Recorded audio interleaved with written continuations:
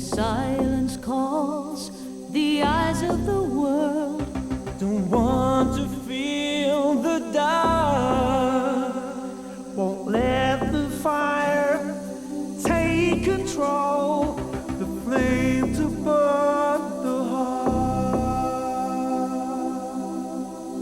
Can you feel the storm take hold? Can you touch the air so cold? Reaching for the light, shattering words as time stood so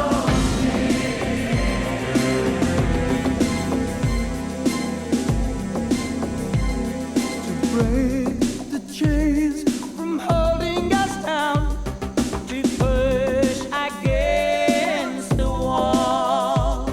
To heal the scars not spoken out loud. To stand once more so tall. Can you feel the storm take hold? Can you touch the air so cold? Reaching for the light, shattering words as time stood so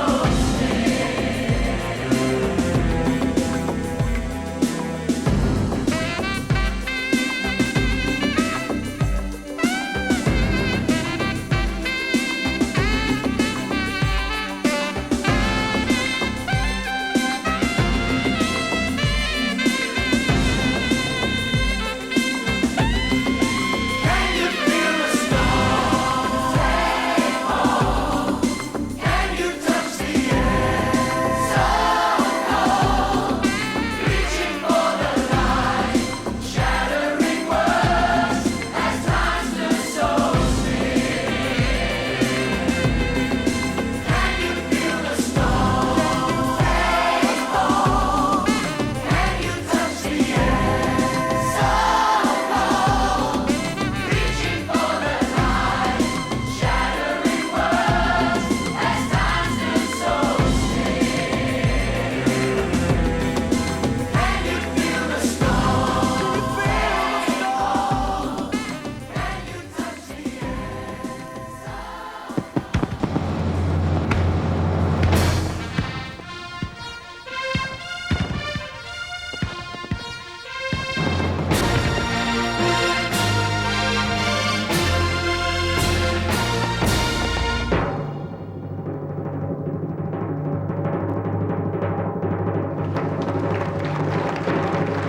Hello, Possum!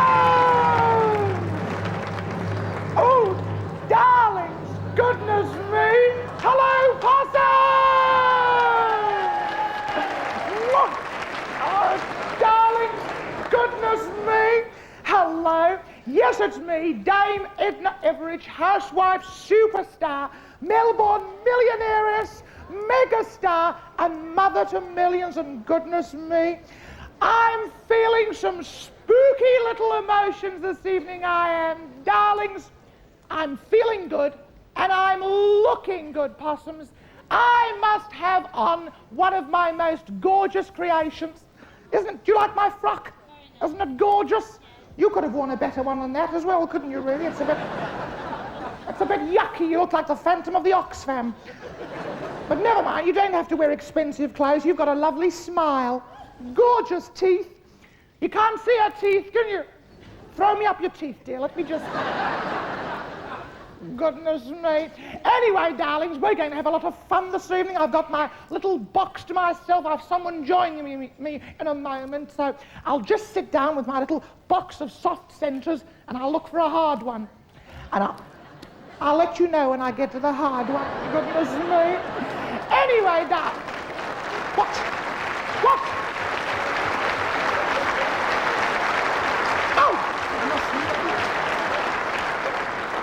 You're late!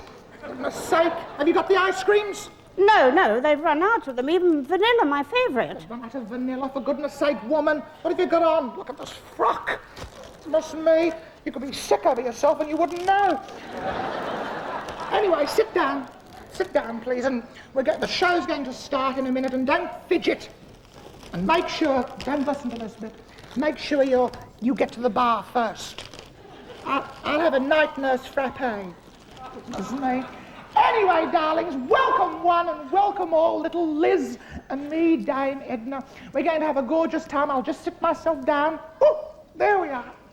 Darlings, your ovation, please, for the fabulous and gorgeous Gulf Aid dancers! Ooh, awesome! It's going to be gorgeous.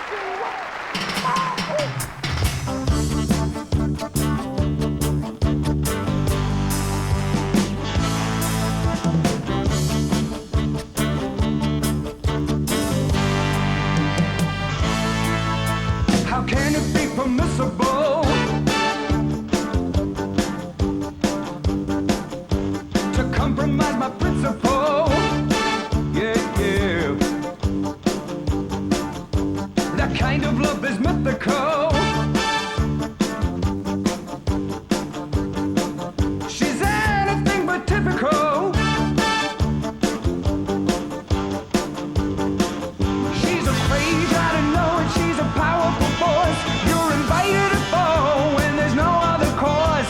She used to look good to me, but now I find her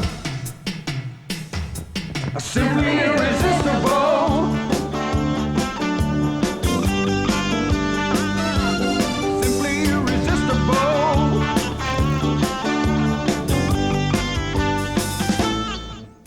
Her loving is so powerful. It's simply unavoidable. Oh yeah. The trend is irreversible. The woman is invincible. She's a natural law, and she leaves me in awe. She deserves me, of course, that's for winning the course. She used to look good to me, but now I find her simply irresistible.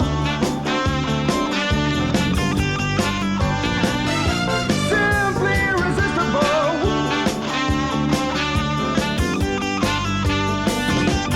Simply irresistible. There's no telling where the money went. Simply irresistible. There's no other way to go. She's unavoidable, my back's against the wall. She gives me feelings that I've never felt before. I'm breaking promises, she's breaking every law. She used to look good to me, now I find her simply irresistible. There's no telling where the money went. Simply irresistible. There's no other way to go. Simply irresistible.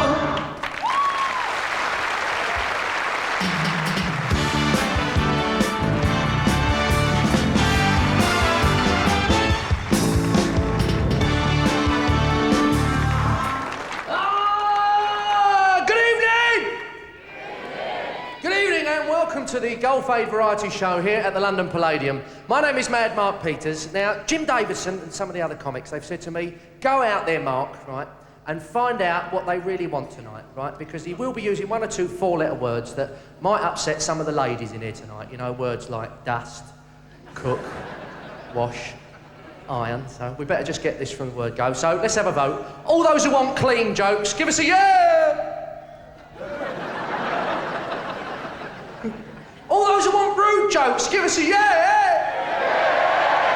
Oh, well, it looks like the video's going to be an 18, Jim. We're all right here. Oh, but it's great, you know, I'm so excited about tonight. And I've got to tell you that with these dressing rooms, it's a shame because, like, when you're not famous, like me, like, they put you in a dingy, crummy little dressing room. And, oh, it's terrible. It's got more spy holes than Chuck Berry's restaurant, my dressing room. Every time I stand up, I keep hitting my head on a chain, you know. And they sent the sniffer dogs into the musician's dressing room earlier on this afternoon. The bloody dogs come out like that. Wowsy, wowsy. But it is great. Do you know, I've never worked with so many famous people under one roof in my whole life. It's always like a party at a brothel backstage. It's absolutely brilliant. Now, I understand we've got quite a lot of readers of The Sun in here tonight. Is that right? Yeah. That's a great paper, isn't it, The Sun? I'll tell you what I like. I love them bizarre stories that they print in The Sun. There was one in there the other week that said about a young Scottish labourer who got caught making love to a cat on the train. Did you read that one? Apparently the judge threw the case out of court because he'd never heard of a Scotsman putting anything in the kitty. Can we get away with that? Are we all right with that? We got loads of them. Oh, no. And there was one in there last week. Did you read that last week about they reckon that not get this right? That northerners, right, are better lovers than southerners, right? Especially when it came to doing things outside, right? Well, I can't see that. Can you imagine, like, you jumped in the car and you're taking your loved one up to the Pennines, like, it's -7 up there, you've got 78 pairs of thermal underpants on, you're all sort of... And you just get down to the nitty-gritty, don't you? And on come the flies like that. Right, oh, here you go then, Doris, just hold up a minute. I know I brought the bloody thing with me, it's in here somewhere, just bear with me a minute. And when you find it, it's so bloody cold, it's like a baby's one, it's about that big, it's got a little point on the end of it. I was just thinking, you people down the front, you've paid £50 more to see and hear this crap than that lot up there having the gods. They call them seats up there the gods, because when you get your ticket and you're shown to your seat, you go, oh, God, am I up there? We got an absolutely wonderful show for you this evening. We've got a one-legged tap dancer, he goes down well. I've got my wife in here tonight, she's here. We just had a baby, actually, it's great. And I've videoed the whole birth. Especially when you've got the video, right, and you play it backwards, and the baby's going...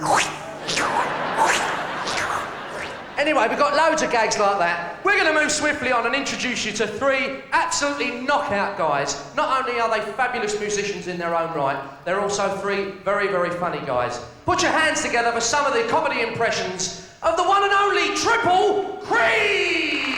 Yeah!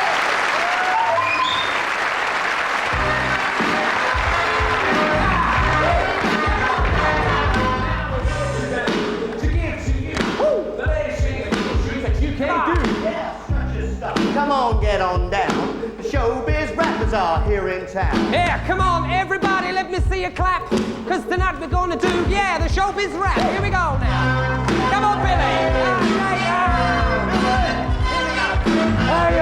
Hey, it's the big inn here. I come from Glasgow and get pissed on beer. In Australia, they drink a lot of this. They call it Forex. They can't spell piss. Call us a name, you can call me Billy. I'm famous for doing jokes about farting in my willy. Aye, that's right. Aye. Bloody hell. It's Michael Jackson, the star of Thriller. He's got a llama, a snake, a pet gorilla. He moonwalks, he grooves, he really struts. He sings that high, he's got no nuts. It's the showbiz rap. Oh, it's Bruno. Henry. He's a real mean brute. He's an English chap and he's really cute. Because underneath that chow, he's that bloke that you know. Here he is, Mr. Frankie Bruno. Frankie! You know what I mean?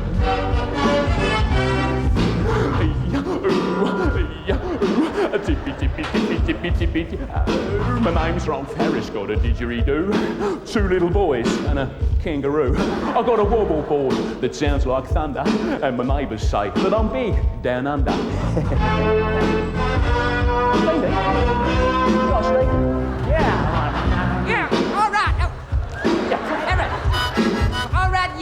It's Stevie here, I just called to say I hope you're having fun in every way.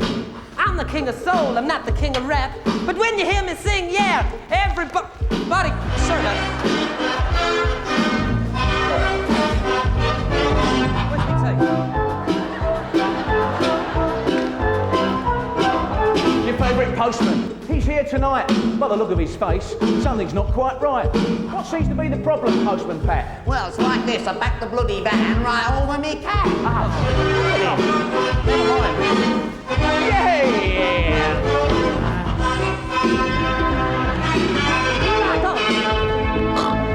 My name's Lick. I'm a real cool cat. My name's Vivian. You're a stupid prat. Oh, shut up, Vivian. You have to spoil it. My name's Neil. Where's the toilet? Now, my old man's a dustman. He wears a dustman's hat. And when he's working All day long, he does the dustbin rap. Here we go, yeah.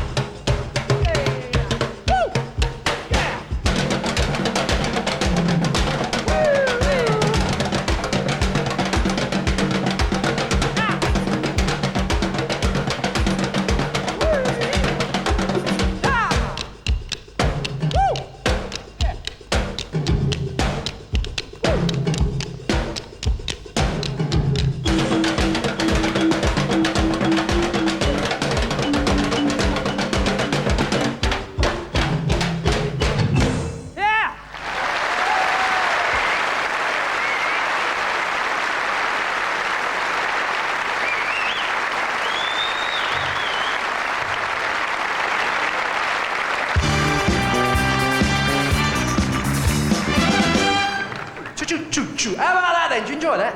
It was good, wasn't it? Did you have, can I ask, did you have a job parking tonight? Did anybody have a job? I caught a train here. I thought, I'm not having all this. And I'm standing on the edge of the platform, like, waiting for this train, and this fella come up to me and he said, "Oi!" Because he knew me, right? He said, "I wouldn't stand on the edge of that platform, mate, if I was you." I said, "Why is that then?" He said, "Well, these trains," he said, "they come right through here." He said, 70 mile an hour. Whoosh, like that. He said, "You stand on the edge of that platform." I said, "Yeah." He said, "You're going to get sucked off."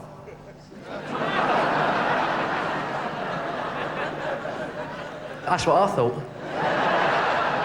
But we're not going to follow through with that, are we? Because we're going to move swiftly on. Ladies and gentlemen, it's a shame, actually, because we were hoping to have Bruce Forsyth on the show, but the poor sod spent 4 hours combing his hair and he forgot to bring it with him. So, instead, we got a guy who spent 4 years eating his dinner and he's brought his stomach with him. Ladies and gentlemen, roly-poly comic, Mr. Dave Lee!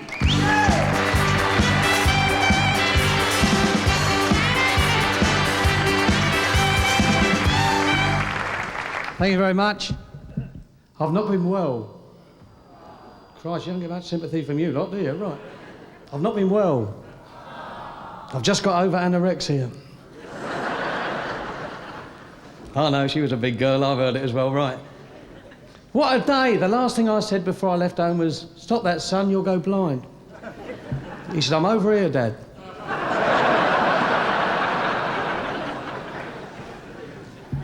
He's a lad. Tuesday we had trouble with him. There was a lot of noise coming from his bedroom, so I went up, and there was him and his mate in there, and my little lad, he sat in this big cardboard box going... I said, "What are you up to?" He said, "We're playing pretend."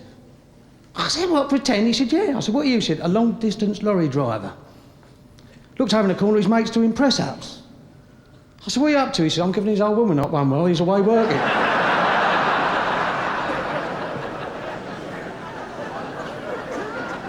I don't know. You fancy me, don't you? You little tinker, you've been looking at me thinking I don't stand a chance with him. But you bleeding do, I'll tell you. What a week it's been. My missus, Wednesday, took her driving test. 10:30, got back at 12. Now, you don't like to say anything, do you? Because, you know, and all that. So I went. Tea time. Bedtime. I thought, I've got to say something caring. I said, "You failed." I said, "Who did you knock over?" She said, "No, I got a question wrong." I said, "Which one?" She said, "He said to me, if I was driving down a country lane, what's the most common road sign you'd see?" I said, "What do you say?" She said, "Pick your own strawberries."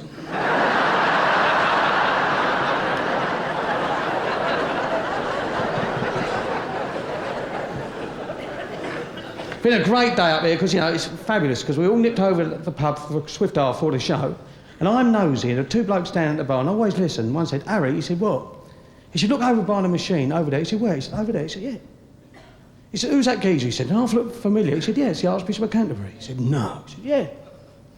He said, go and ask him. He said, no. He said, buy you a pint. He said, all right. So he walked over, he said, excuse me, sir, are you the Archbishop of Canterbury? He said, piss off. He walked back, his mate said, what did he say? He said, he wouldn't commit himself. Bit of good news, 2 fleas have won £1 million on the football pools. They're going to buy a dog in Marbella. Here's another one you won't get. Now, you look an intelligent audience, you can tell me, why is it takes a woman suffering from PMTs 8 hours to boil an egg? Because it does!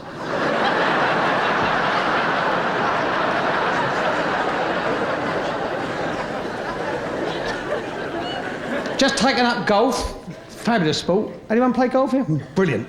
Went down the golf club, met the captain, said, could I have a round of golf, mate? He said, no. I said, why? He said, go away, it's a private match. I said, who's playing? He said, the Freemasons and the Buffaloes. I said, what's the score? He said, I don't know, it's a secret. I said, I'm not going till I get a free round of golf. He said, you mean that, don't you? I said, I do. Sent me out with this golfer, he was deaf. Well, I think he was deaf, in fact, I'm sure he was deaf. Because like we got to the 14th, I said, you're a putt in front, and he hit me.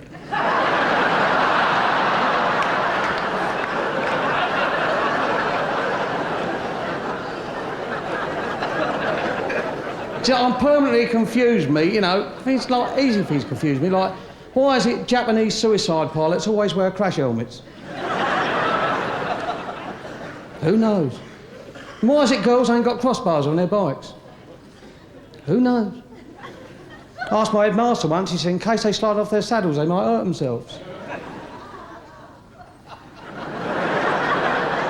I mean, what we got, fresh air between our legs, have we, lads? What, they think we're holograms or something? And the other ones, do you remember when your mum used to say, have you got clean underwear on? Why? Who knows? I asked my mum years ago, she said, in case you got knocked down, got took to hospital. Don't make sense, does it? No, I don't know. I mean, if you're standing in the middle of the road, there's a lorry coming towards you, you're going to shit yourself anyway.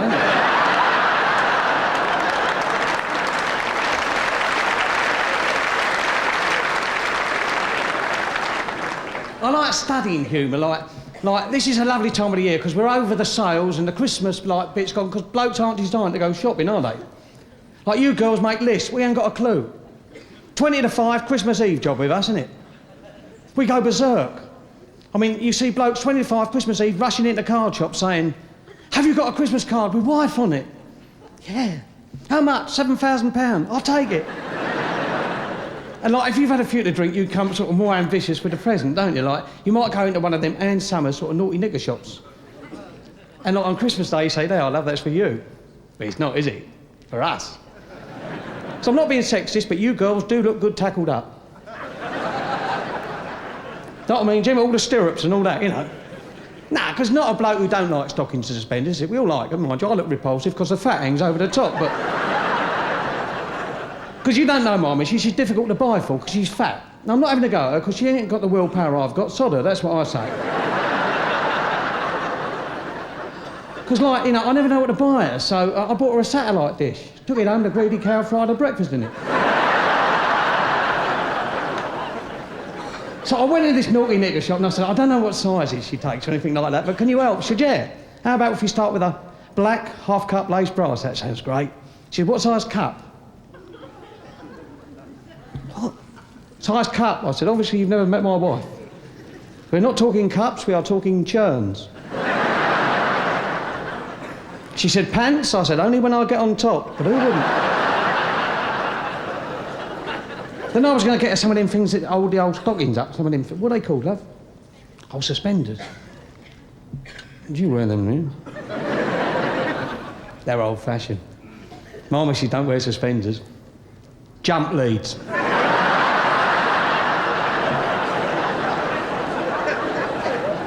Black and red with the crocodile clips. Wallet, come hold it up. Do you know, I feel like I can trust you. I haven't said this to anyone else, but I feel like I can trust you. We have been experimenting sexually, my wife and I. That's not funny, love. We've been trying, all right? I mean, she's only been getting on top, hasn't she? I mean, she had to pack it up because her ears keep popping.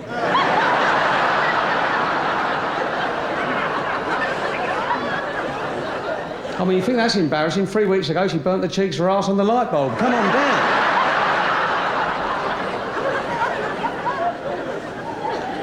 It's a lonely life, this.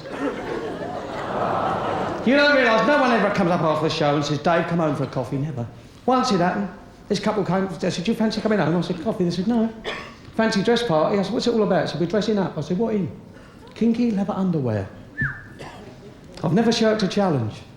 I went as an open crutch, Chesterfield, 3-seater settee. I pulled 3 years ago in Blackpool. I was lonely, walking down the pier, been on the South Pier. 10 o'clock at night, and this bird laying against a tram stop, eating fish and chips out of newspaper with the knickers round her ankles. I thought, she looks like my sort of woman. Because I love chips. I said, excuse me, love, do you know your knickers are around your ankles? She said, Christ, has he gone?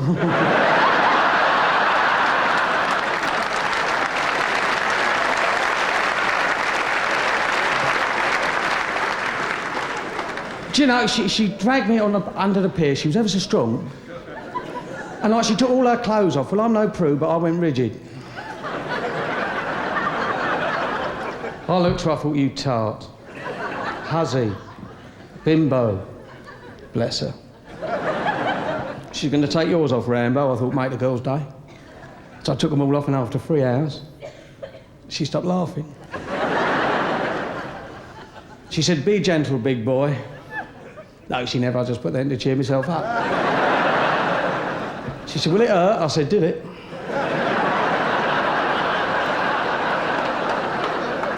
Well, when I say she was naked, she wasn't actually naked. Like, she had them suspensory things you said, like, and stockings and high heels. Well, I know they were high heels because they were sunk and she was at an angle of 45 degrees. Mind you, thinking about it, they could have been plimsolls, but that's not much of a turn on, so I thought they were sunken high heels. Glad you came, love. And, like, they were novelty stockings. One had Happy Christmas, one had Happy New Year. She said, anything I can do for you? I said, you wouldn't invite me out between the holidays, would you, love?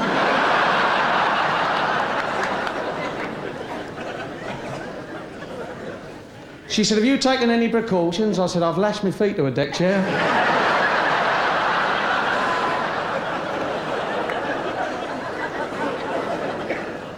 She said, have you a letter? I said, what do you want? A reference? I didn't know what she was on about. She said, don't you crease my uniform. I said, uniform? She said, that's it, you were in such a hurry, you never noticed. I said, I'm sorry. I said, what are you? She said, a whack. I said, what? She said, whack, W-A-C, whack. You know what that stands for? I said, no. She said, a walk and a cuddle. I thought, blimey, the next one I pick up is a waff. For me, Dave Lee, good night. See you soon. Thank you.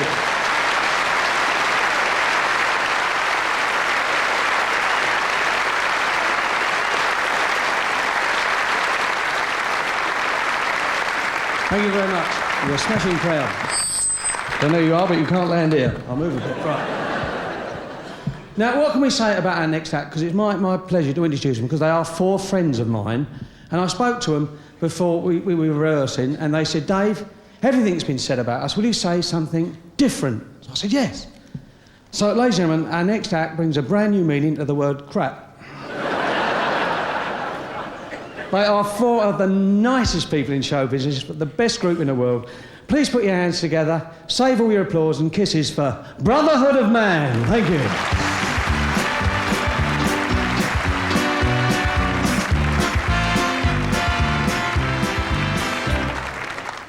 Thank you very much. And hi from Brotherhood of Man.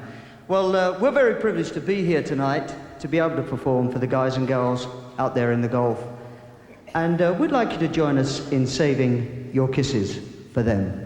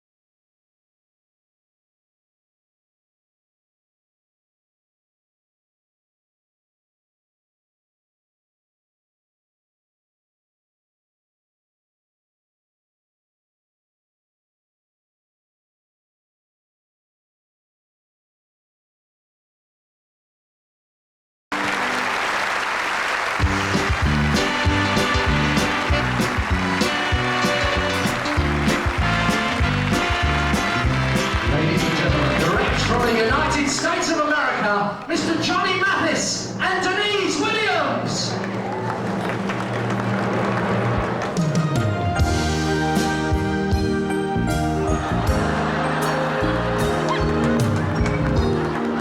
It's over, call it a day.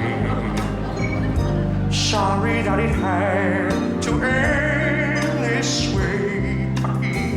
No reason to pretend we knew it had to end someday this way.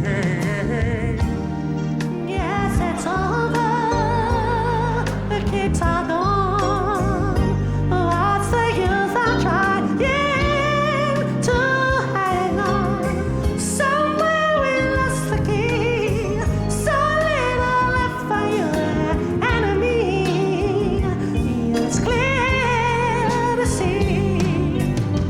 Too much, too little, too late. I'm trying again with you. Too much, too little, too late. I'm trying again with you. We're in the middle of ending something that we knew. 'Cause it's over. Oh, yes, it's over. Too much of a heap of stuff. Yeah. Too much, too little, too late. Let's end our being friends. Too much of a heap of stuff. We knew it had to end. Yes, it's over. Yes, it's over. Yes, it's over.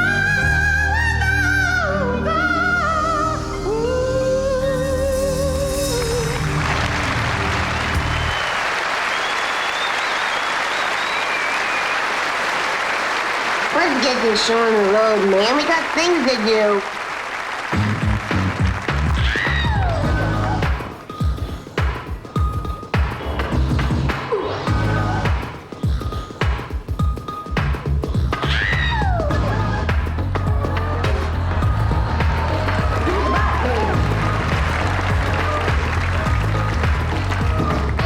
Yo, hey, what's happening, dude?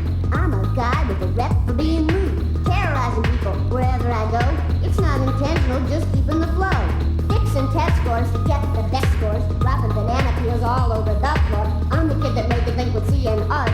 Last name Simpson, first name Bart. I'm here today to introduce the next phase, the next step in the big Bart race. I got a dance real easy to do. I learned it with no rhythm and so can you. So move your body if you got the notion. Front to back in a rock-like motion.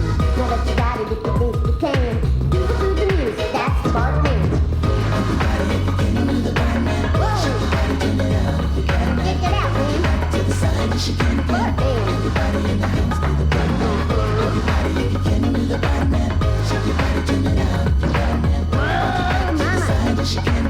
Whoa, mama.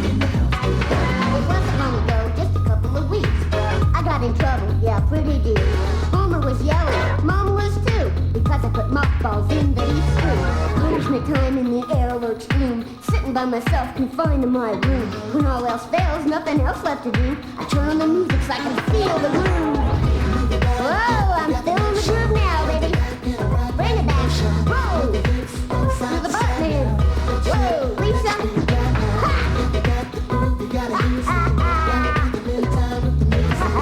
Check it out, man. If you can do the Bart, you're bad like Michael Jackson. Everybody, yeah, do the Bartman. Check it out. Whoa, mama. I'm bad. I'm bad. Do the Bartman.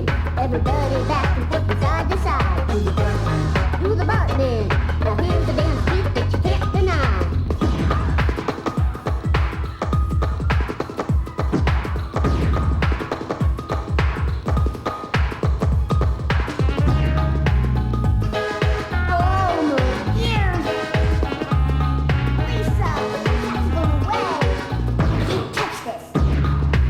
Nobody saw me do it. Can't prove anything.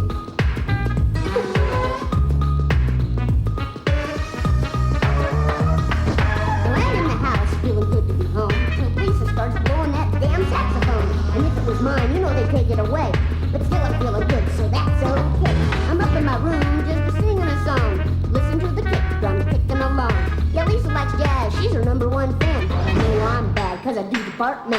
Hey, everybody. Did I remind you?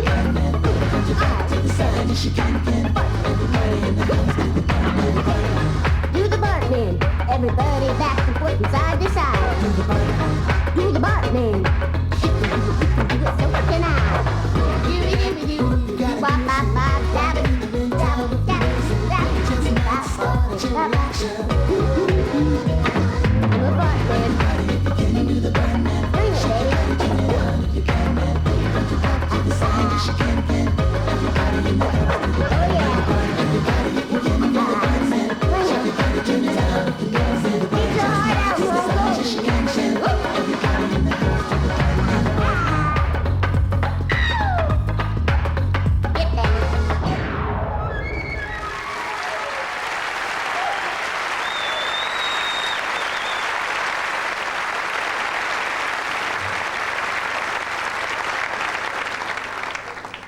Ladies and gentlemen, introducing to you, comedy star from television's Three of a Kind, let's hear it from Mr. David Copperfield!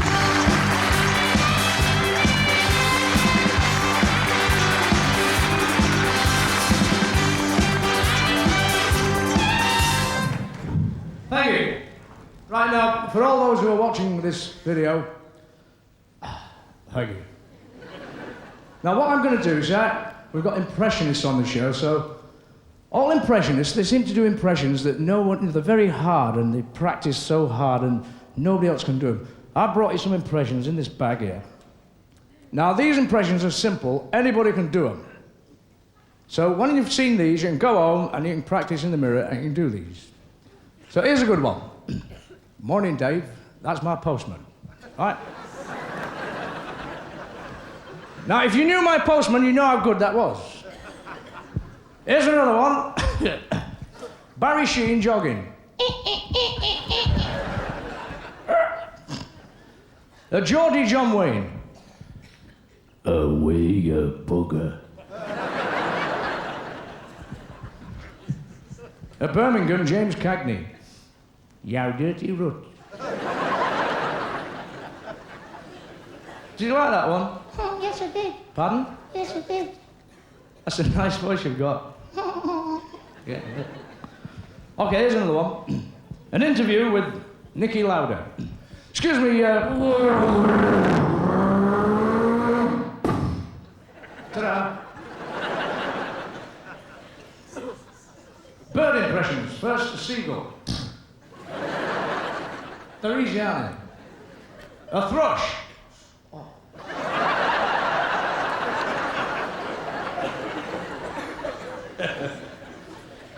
Now, hands up all those people, when they heard that name, David Copperfield, they thought they were going to come and see some magic. You did, didn't you? Well, I've got the jumbo jet out here. Well, I won't disappoint you, because I brought some tricks. I've got with me a bag of tricks, here, in this bag. Now, in this bag, I've got some card tricks and some dominoes and some animals. Stay. So I'm going to start with, come on. Come on, then. The card trick.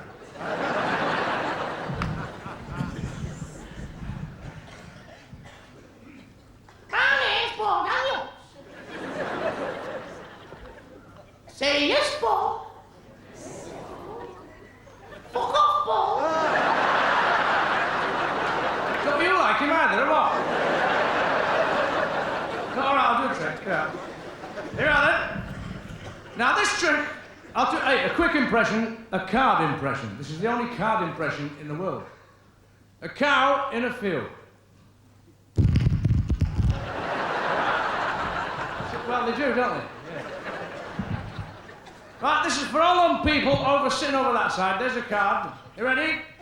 Gone! Don't tell them. Back again, go! Right, I'll do it for you now. Back! No, before I do it, I'll tell you what. Think of a card. Lady there, show me a card out. Are you sure? Do you want to change your mind? Yeah. Yeah. Which one? 8 of hearts. 8 of hearts, right. Well, in this bag, to pick the Ace of Hearts from this pack, I've got one of those animals from Africa. Yeah. Come on. I don't know what this is. Come on, I think this is a... Quiet. Shut up. Now this... This is, it's a crocodile. Aye. It's a Scottish crocodile. Aye, that's right.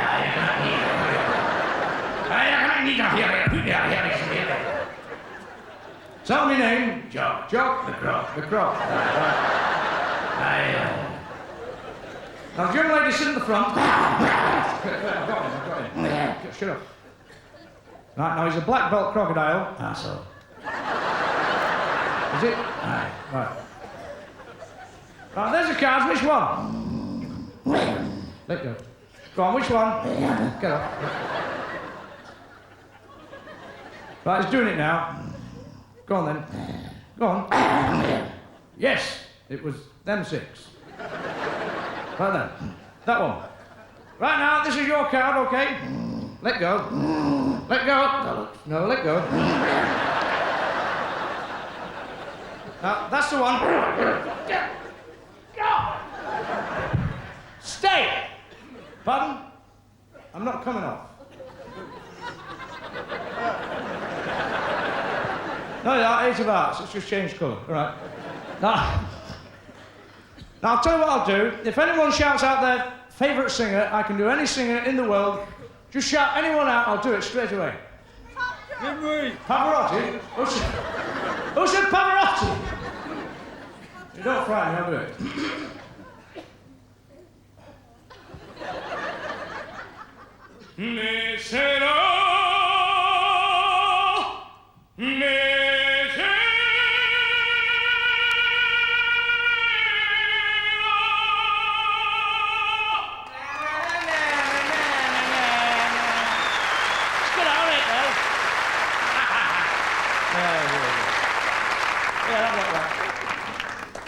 Well, ladies and gentlemen, I'm going to bring somebody on stage who's becoming a big star, and I know that a lot of you out there, you all read the song, don't you? Yes, you do, don't you? Yes. Well, on page 7, they have these gentlemen, these hunks, right? Give a round of applause for Tim Kent. Come on, Tim. Tim Kent. You remember this fella was on... Look at that, eh? What about that, ladies? That's Tim. Nice to meet you, Tim. Okay. Now, Tim, Tim's always wanted to play a guitar. Is that right, Tim? Yes, okay. Yes, right. Now, don't laugh. I'm sorry about them laughing, Tim.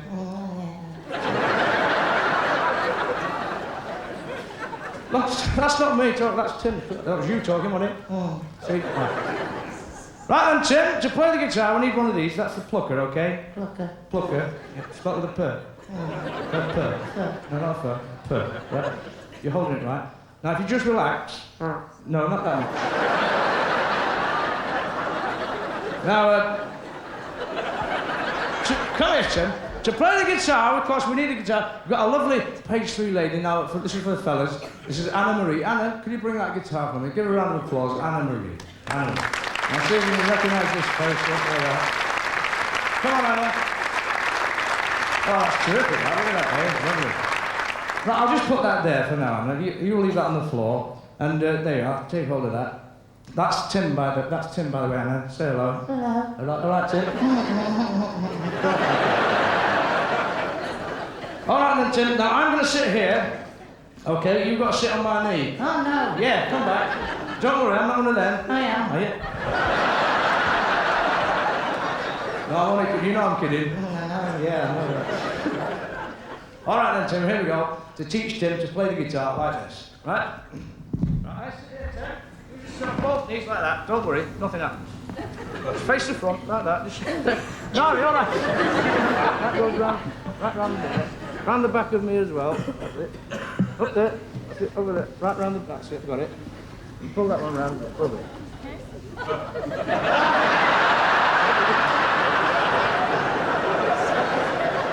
Hang that strap over his head. Okay. That's over his head like that. Thank you. Anna Marie, thank you.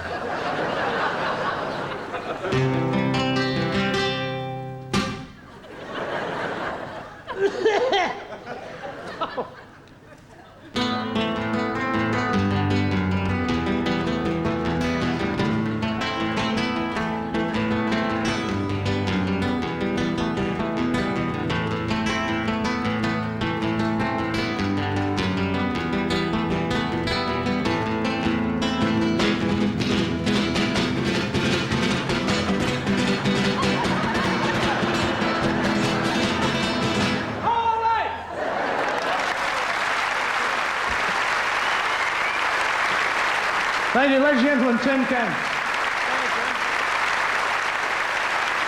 Anna Marie, ladies and gentlemen, thank you.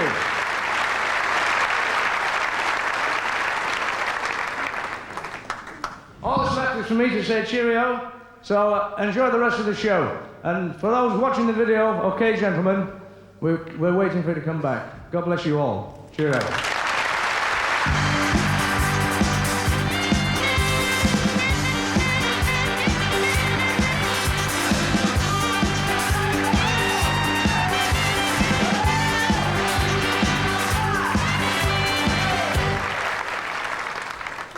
Tonight is a special tribute for the Gulf, or due to the Gulf War. But war is a terrible thing, isn't it? I mean, did you know that in the 17th century, right, we were at war with the Spanish, right? This is true. And what they did, to make life simple, right, for our fleet, they put all the stutterers on one boat, right? So it's true, it's true. So there's 300 stutterers, and they're all... it's all right for you, I'm getting the pictures. And the fella's up in the crow's nest, and he's giving it like that. He's giving it. Captain! And the captain went for what? He went. There's a Spanish galleon on the starboard bow. The captain went for. He went quick. He went man the guns. Well, all the stutterers are all rushing over to the guns. He went quick. He went load the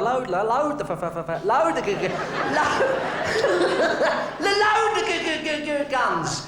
Well, by this time, the Spanish have hit him with everything they can hit him with. They got a big hole in the side, all the sails killing over like that. Captain went fire! And the guns went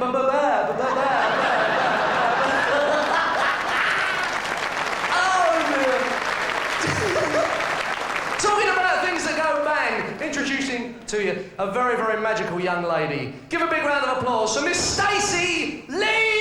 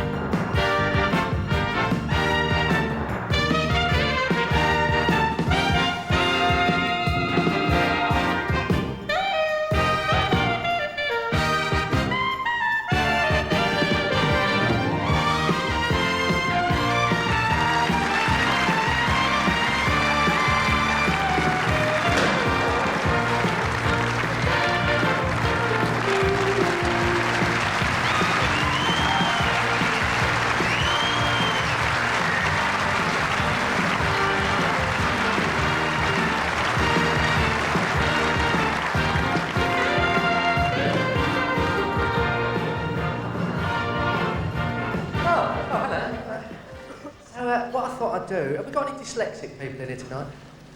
I just thought I'd tell you, here's a little story, right? Now, this is the story of Baldygollocks and the 3 cubic pears. Now, once upon a time, Baldygollocks was forking in the forest with her 3 mates. Mary Hinge, Narge Lob, and Bertie Dastard. Now, soon of a sudden, Baldygollocks parted loudly. Oh, sorry, that's farted, proudly. Sorry. Cool, those bunion argies are struck in fong, she said. No more kindy and hurries for you.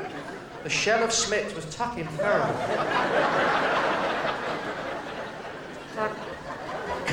Anyway, Baldygollocks whiffed into the druds alone and soon locked Gost. Oh, fair the whack am I, she said. But she found sound a catched thottage, which belonged to the 3 cubic pears. Thank fuck for that, she said. By this time, she had Fetty Sweet, and a Fetty Swanny too. She entered and called out, "Oh, Baldygollocks here!" But Faux Knucker answered. 3 poles of borage were on the aim. "Oh, my still cracking fighty, that's hot," she said. Then she fet the hucking lot. What a breedy bastard. She sat down on a chair. Motta Wesset made her, she devil pashed, dry deer everywhere. Her pucking files were all swollen and swore. And I think I should carry on, but it gets ruder after that. So I'm not going to. The unfinished story. Ladies and gentlemen, we're going to move swiftly on and introduce you to an absolutely gorgeous young lady. She's been the star of many of the West End musicals. She starred in Evita, she starred in Cats. Let's hear the wonderful voice of Miss Ria Jones.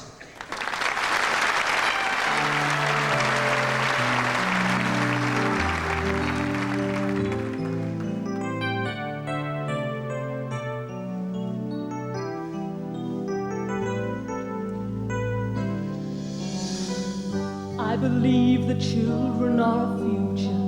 Teach them well and let them lead the way. Show them all the beauty they possess inside.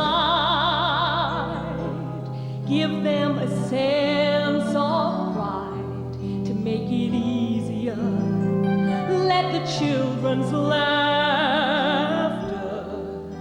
remind us how we used to be. Everybody's searching for a hero. People need someone to look up to. I never found anyone who would fill my needs. A lonely place to be. And so I learned to depend on me. I decided long ago never to walk in anyone's shadow. If I fail, if I succeed, at least I live as I believe. No matter what they take from me, they can't take away my dignity. Because the greatest love of all is happening to me. I found the greatest love of all inside of me. The greatest love of all. It's easy to achieve.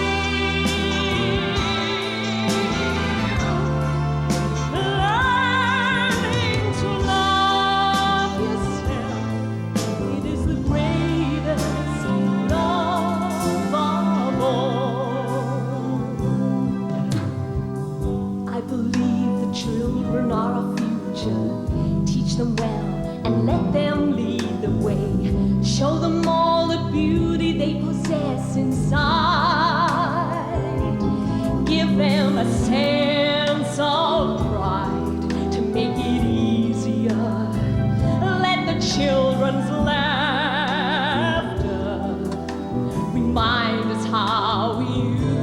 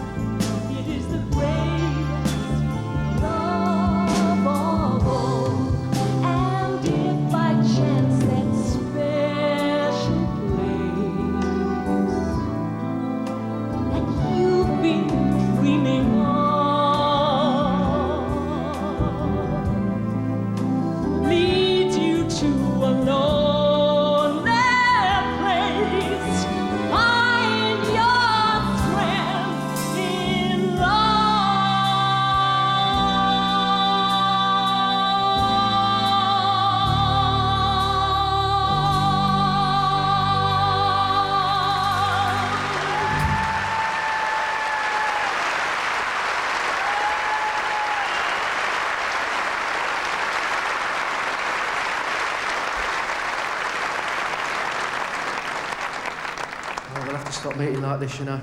Ladies and gentlemen, introducing you to another Jones. He's not in any way related to our young lady who's just been on. I'm sure you'll agree she had a wonderful, wonderful voice. This guy is a very, very good friend of mine, and he's taught me an awful lot about this business. I look on him as he's everything I would love to be one day. So let's have a big round of applause for Stand-Up Comic of the Year last year, Mr. Jimmy Jones!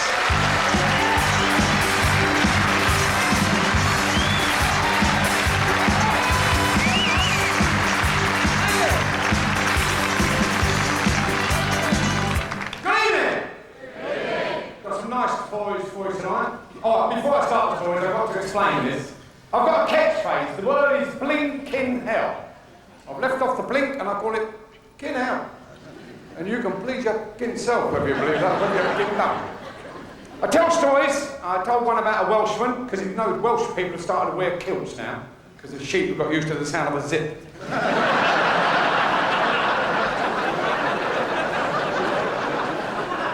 I do one about a Scotsman who had crabs, wouldn't get rid of them, thought they were money spiders. I do one about a Jewish fellow who got a big hard-on, walked into a brick wall and broke his nose, but I won't do that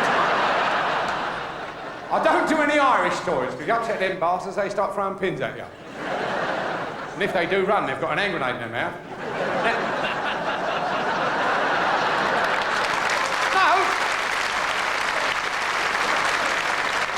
The Irish have just landed in Kuwait with a bar's load of sand and a bar's load of cement. They're going to try a mortar attack.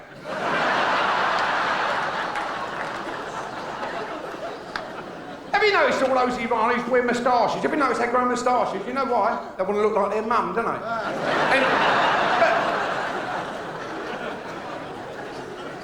Two Irish fellas was talking. One said to him, Murphy. He said, what do you think of the Renault 5? He said, I don't think they're guilty.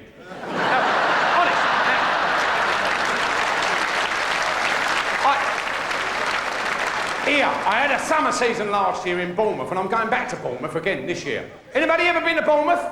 Yeah. And there's some puffs down there. I dropped my wallet one day and I kicked you all the way back down the house. I wouldn't even been down to pick the parcel up. Funny thing about puffs, they don't reproduce, but there's millions of the bastards. I saw two outside fighting over a man up. What I've got for you tonight? No, honest, no. I went out one night down in Bournemouth, I've got to tell you. The cast of bread, because they were down there with me as well, and we got friendly, and they took me to one of these fucking karaoke nights. And I got pissed, I was bad, I was fucking bad. And you know, I was in Boscombe, and I finally made the seafront, and they said to me, keep walking, Jonesy, you'll come to Bournemouth. And when you're pissed, it takes you a long time to walk, doesn't it? Because you sort of... And I'm walking along, and I saw this horse galloping in the water. And I thought, fucking hell. Banks ain't opened this early, are they?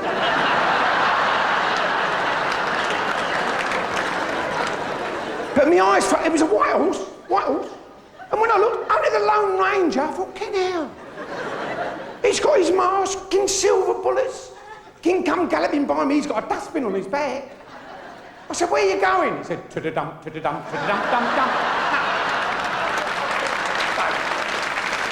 Little clean went out in case there's any agents out, because I do children's parties.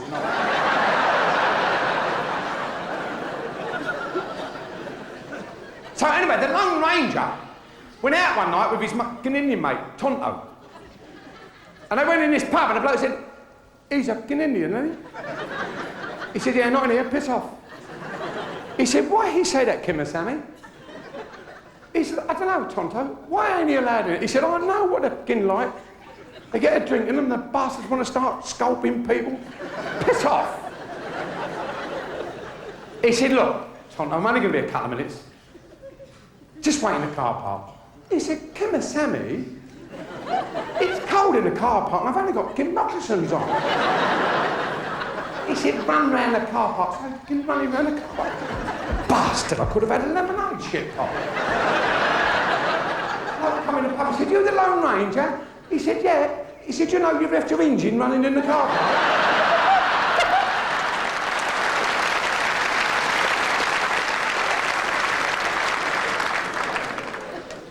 I've got to tell you a true story, because I only ever tell true stories. I told you I was in Bournemouth, and this is a gospel truth story. The wife told me this story. An Irish fella, who I know, who lives in Dagenham, who works at Ford's, he decided to come down to Bournemouth to see our summer show. And he's got a nice car, Ford Scorpio. Don't take the piss. and he's drove all around the M25, and he's finally at the M3, and he's starting to open it up in this Ford Scorpio. 70 mile an hour, it's gone, you bastard! He's run it over onto the old shoulder. What's the matter with you, you shit-potting car? I've had your service. Bastard. He's pulled the bonnet case to go out and have a look. And as he's walked round, one of these big juggernauts has gone by, caused a draft, slammed the door, and locked the bonnet down. You mad bastard! Must be doing 50, not 150! Could have caught my fingers in there. He's trying to get in the car and he's locked himself. Bastard. King keys are in there, you bastard car. 2 miles he's walked to the nearest phone. Hello? Is that the hey? I said, no, it's the police. Don't want the police, I want the hey. Got a problem? Yes, sir, I'm broken down on the M3. I've got one of them Ford Scorpions, you know. And it's given, and I put it on the hard shoulder, and I got out to have a look. And one of them big juggernauts has gone by. Caught a draft, and it slammed the door. And locked itself. The fucking keys are on the inside. And I'm standing here talking to you on the outside. And I've got 2 miles to walk back to the car. And it's getting dark. And I'm panicking a bit. I've left the wife and the kids sitting in the car.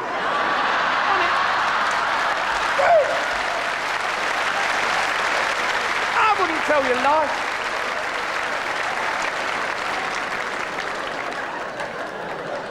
Bastard, am I am. I play snap with the bloke who stutters. I do.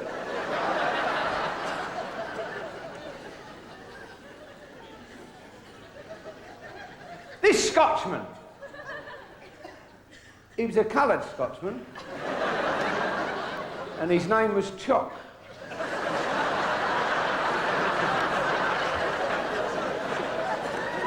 He went into a jeweller's, unzipped his eyes and drops it on the counter. The girl's going, ah!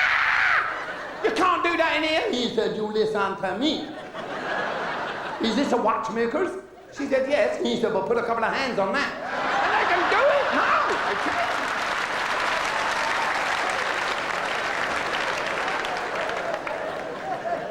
The Antique Roadshow was going to Norwich. I was passing a little place called Attleborough. And as I was driving through Attleborough, I saw this old house. 200 years old. One of these fucking plaques on the side. Typical antique, they stopped. Got out and this old boy's opened the door. He said, can I help you? They talk like that up here in Norwich, don't they? 2 farmers was in Norwich talking, and one said, here, George. Your boy last night, he broke my daughter's virginity. He said he's a clumsy bastard, he broke my tractor last week.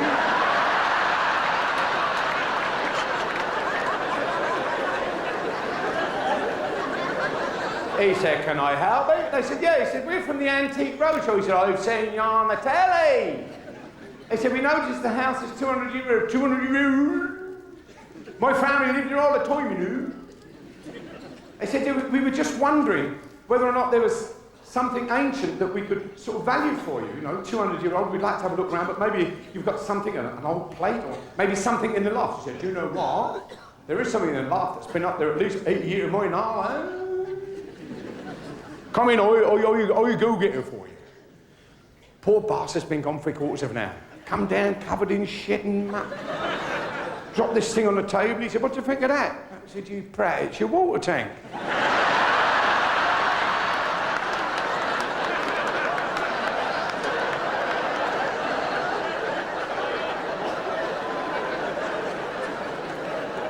Irish fella was up in court for fighting. The judge said, this is the 14th time you've been brought in front of me for an affray. He said, I'm not afraid of nobody. afraid. He said, afraid yourself, what are you talking about? He said, you've been fighting. Oh, yes, sir. If that's a friend, I've been a friend all over the place. He said, I noticed here that you haven't worked for nearly 2 years. No, sir. I've been down the job centre like no, and they haven't got the job that I'm sort of looking for. He said, well, what sort of job are you looking for? He said, well, I'd like to be an ozone layer.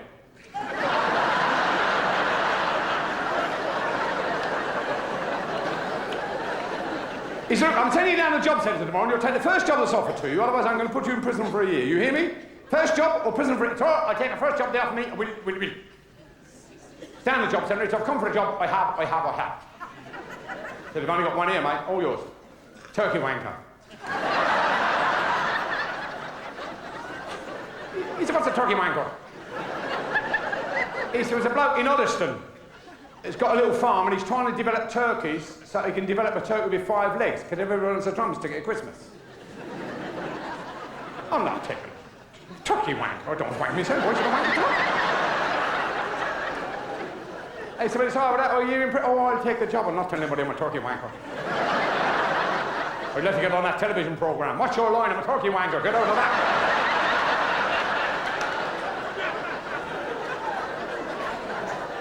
Go all the way down, and I said, you're the turkey wanker. Oh, don't call me a turkey wanker. He said, what have I got to do? He said, well, here's a bowl. Find the turkeys around the back. Just give me a quick wank. Bring it round to me. That's a turkey wanker. He's walking around the back. All the turkeys have seen him. And they've gone running up going, gobble, gobble, gobble. He said, no, I'm giving you a wank. That's all you're getting off of me.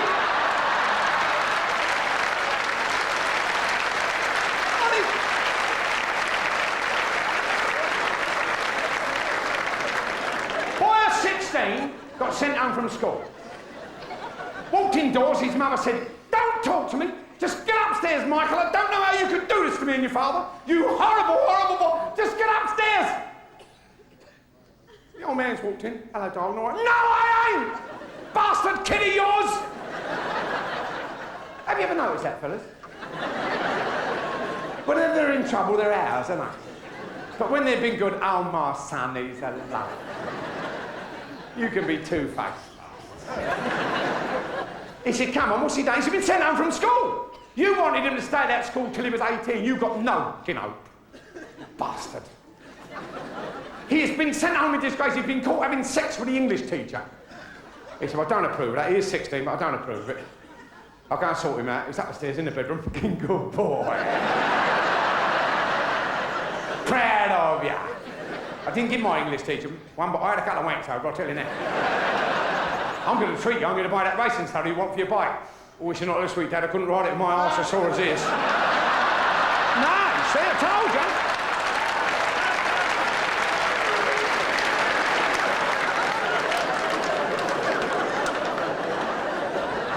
Are you all enjoying yourself? Yes. Well, you've got a lot more to come. You really and truly have. First and foremost, thank you very, very much indeed for coming. Because that's exactly what we need. We need you there to raise. It's a wonderful fund, and it's going to be absolutely tremendous. Before I do go, I thank you very, very much indeed for coming. For the boys out there, I wish you very, very well, a speedy, safe recovery. From me, Jimmy Jones, good night, God bless, and a safe journey home. God bless you.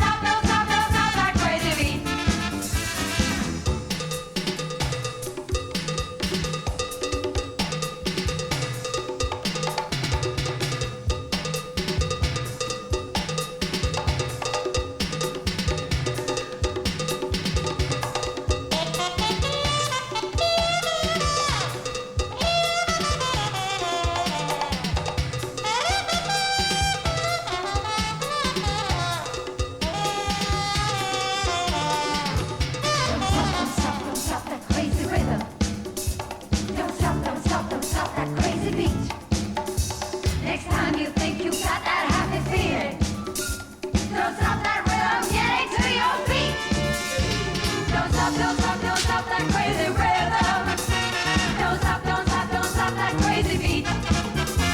Next time you think you've got that happy feeling, don't stop that rhythm, get into your feet. Don't stop that crazy rhythm, don't stop that crazy beat. You don't stop that crazy rhythm, don't stop that crazy beat. Don't stop that crazy rhythm, don't stop that crazy beat.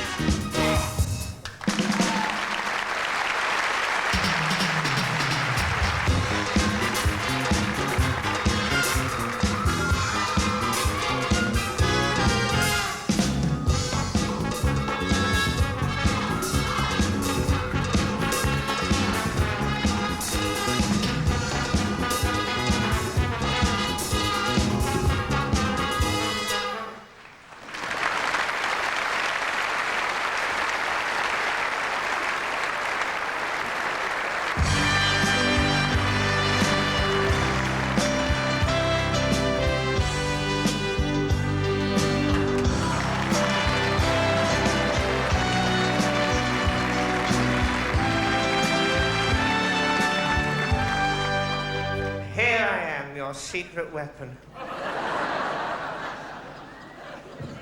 It is so nice to be here. I'm lucky to be here. And don't you all look lovely? All the pretty dresses, the earrings, the necklaces. And the ladies look nice, too.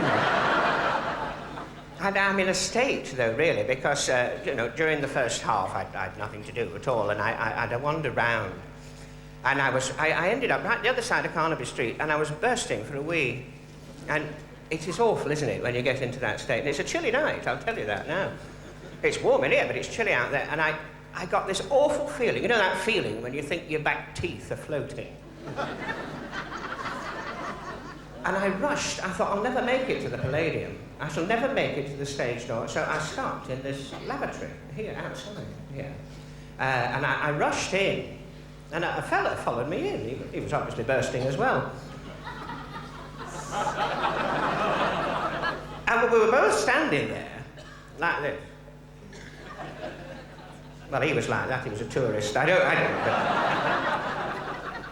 but I was amazed how smart it was, you see, because it's not, your usual run-of-the-mill thing. It's not like here, it's not flat with a trough. They come out like that, you see. One there, and then there's another one, sort of like it might be here, like that. Now, the sort you can wash your hair in as well, Well, I'll tell you this. I was standing at this one, minding my own business, knocking hell out of a fag end.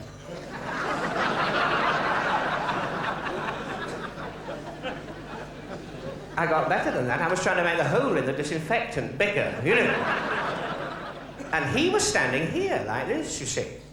And he went, I'll show you what he did. He went,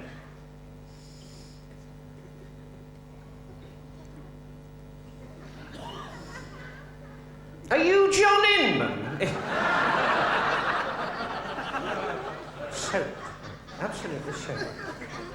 I shall be popping off once or twice throughout the evening to introduce you. It's my pleasure now to introduce you to a very, very dear friend of mine, Bernie Clifton, who just now, in fact, just this minute, has finished a rehearsal for The Sound of Music.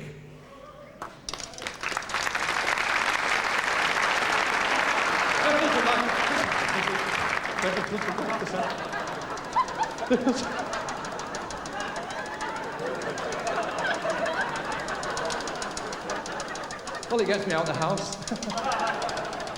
All right, missus. Have you worked it out yet? Shall we do a duet from The Sound of Music? Up high on the hill, there's a lumpy goat. See you later, John. Thank you, John.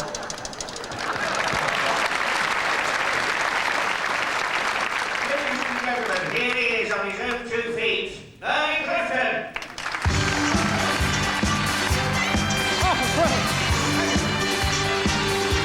Hey, gentlemen. First of all, 1 or 2 bits of bad news. 1 or 2 people who won't be arriving this evening. Ken Dodd couldn't make it. He's doing a lecture at the London School of Economics with his 2 new Diddy Ben, Diddy Pay, Diddy Eck, and that George Carman did well, didn't he? His lawyer went to America just afterwards, got Stevie Wonder a driving license. But all right on the balcony? It's loose. Can't the eye up there? Just in case you're wondering, this is what I really look like.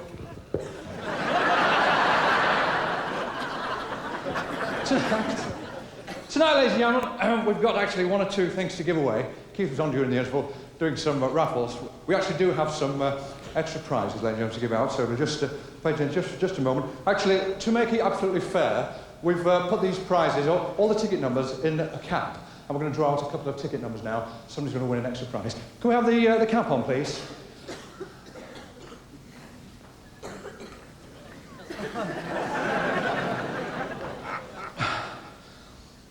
That was it, fellas. Butlins, 1958. I was there last year at Palladium when the hurricane struck, you know? 250 showers demolished. £8 worth of damage. What's your name? Tracy. Correct. Tracy, the winning number, ladies and gentlemen, for this marvellous prize is 6 7/8.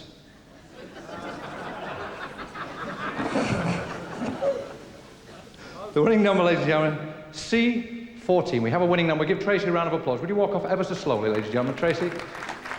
Thank you. A bit slower, Tracy. You've made a happy man very old. C14. Do we have a C14 anywhere? In the stores, I suppose. C14? Oh, darling, what's your name, please? Dinah? Seen you on the A1, haven't I?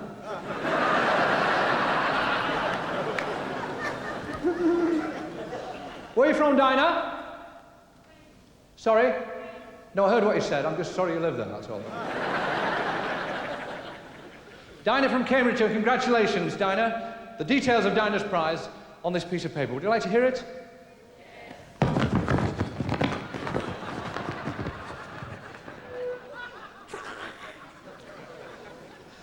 Dinah from Cambridge, these are some of the prizes you might have won. A quiet weekend in Tel Aviv opening a bacon factory.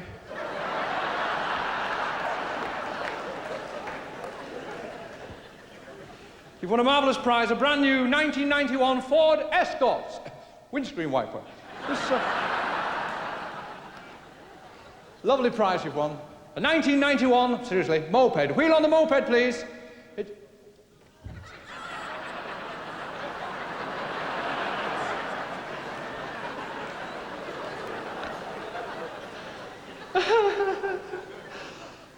But seriously, Dinah, I'm happy to tell you that you've won this marvellous prize. The directors here at the Palladium, together with the directors of MFI Furniture, they've just gone into partnership with Tesco's. I bought a chicken from there last week. The legs fell off it!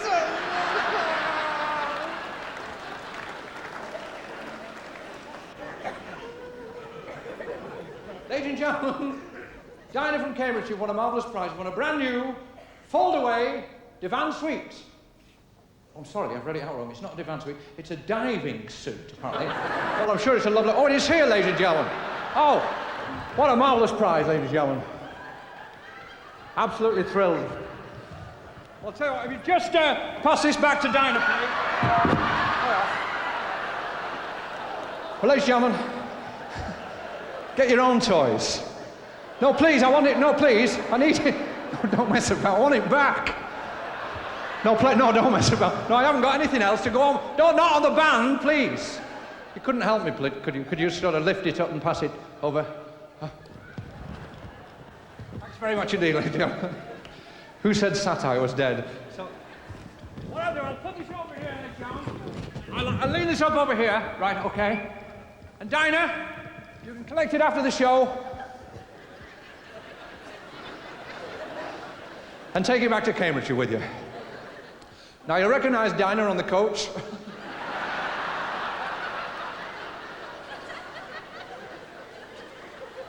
I'll tell you what I'll do. I'll just let the air out, Dinah, and then it'll just fit in your handbag. I'll just deflate it now. There we are. No.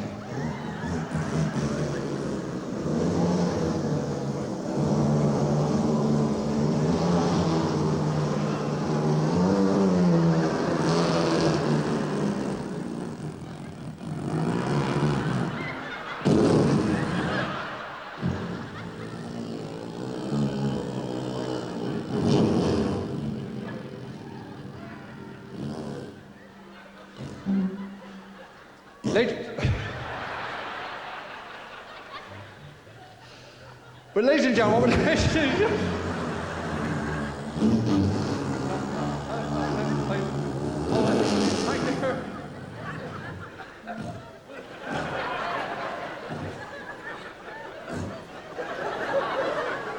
who said satire was dead? No. Don't worry, Diane, I'll get the hair out myself.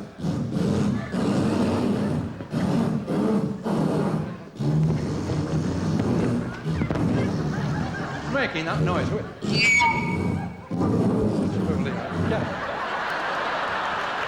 Just get the hair out myself, it won't take long. Ladies and gentlemen, I've had enough of this satire. I'll see you later. Enjoy the rest of the evening. Goodbye now. Ta-ra.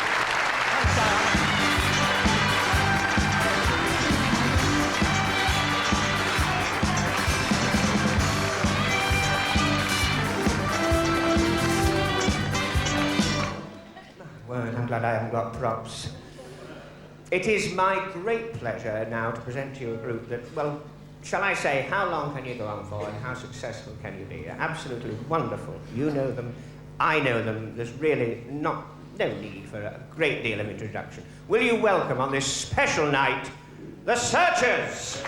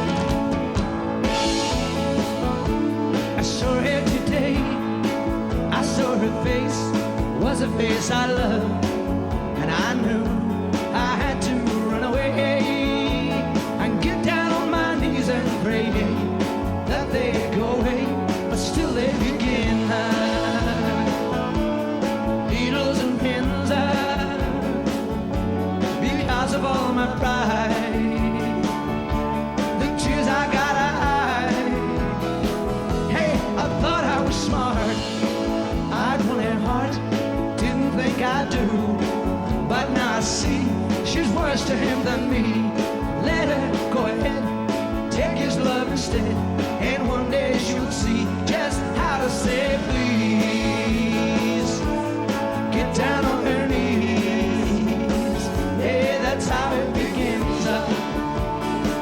should feel those needles and pins. Edna, Edna. Why can't I stop and tell myself I'm wrong? I'm wrong, so wrong. Why can't I stand up, tell myself I'm strong? Because I saw her today. I saw her face, was a face I loved. I knew I had to run away and get down on my knees and pray that they'd go away, but still they begin. Needles and pins, because of all my pride, the tears I gotta hide. Oh, needles and pins, needles and pins, needles and pins.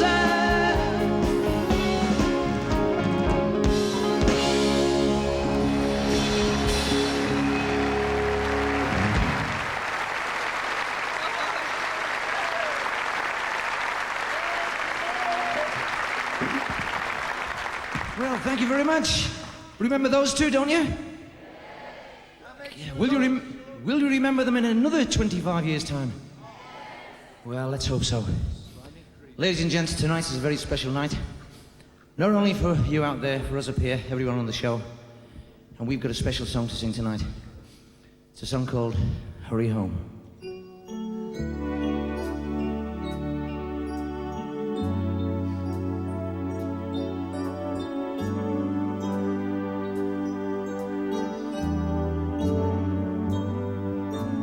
Lying awake, thinking of you.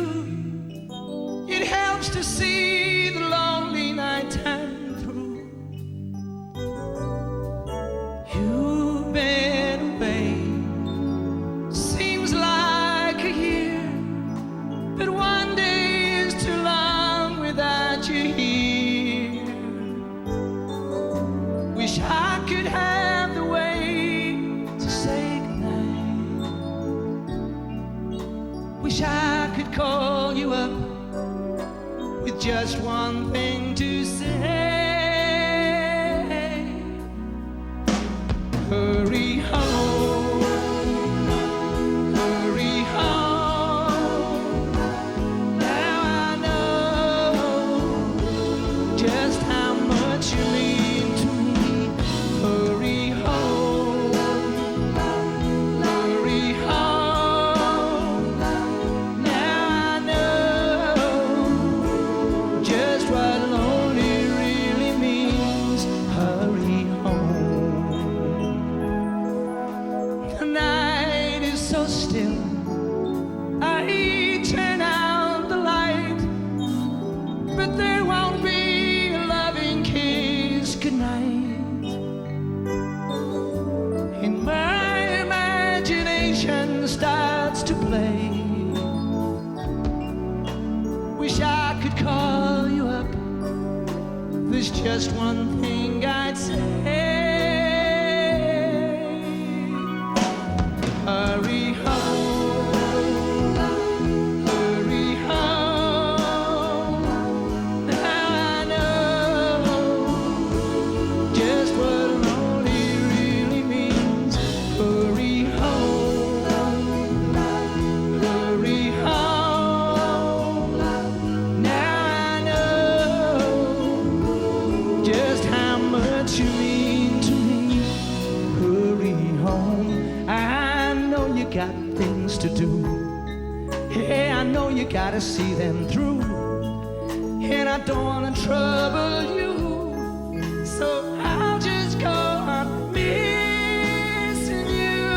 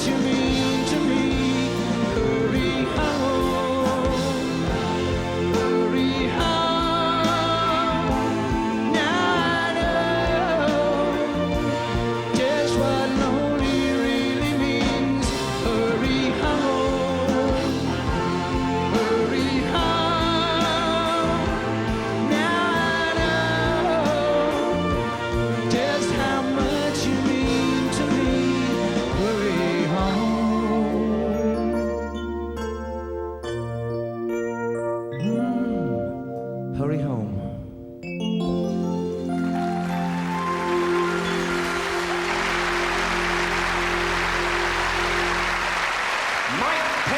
Searchers, ladies and gentlemen. You are in for a treat now. From Cilla Black's New Faces. Do you know, I've been wanting to do that all day.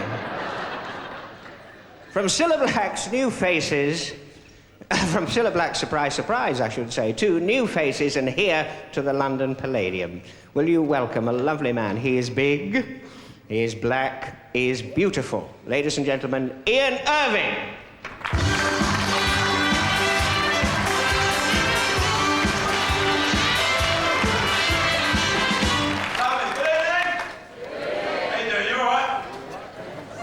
Did you see me, all right?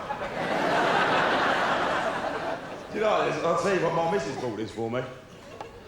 Well, say she bought it for me. It was on the bottom of my bed when I got in last night, so I thought, well... Not a bad fit, is it? You know, I went into my tailor's, I said to him, show me the cheapest suit you got in the shop, and the prat got me a mirror. He said to me, what side do you dress on here? And I said, don't worry about that, mate. Just leave it baggy at the knees, you know what I mean? 'Cause I don't know if you can see this, that. Can you all see this? It's black and white up here. I'll stay on the white bits, all right, so you can see me, all right? Like playing drafts up here, it is, yeah. I said, ladies and gentlemen, I was talking to my brother today, and he's black, my brother. He is. I had to take him down to doctors because he didn't know the difference between incest and arson, and he set light to me sister.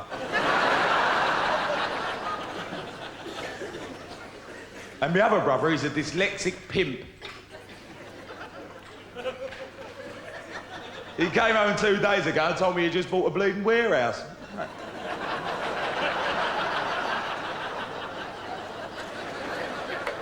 You know, it's like when you go in the doctors, they always want to examine you, don't they? The doctors, you know? And they're like this, OK, Mr. Irving, and they tap you, don't they? Like that. Well, that's lovely, no problem. Is there any Pakistani doctors in tonight, by any chance? No, don't get me, I like Pakistanis. I couldn't eat a whole one, but I'll tell you what, listen. No, listen, hang on. Listen a minute. I had this one moving next door to me. I don't mind, it keeps the flies out of my house, you know. Anyway, no, listen, hang on. Wait a minute. Here,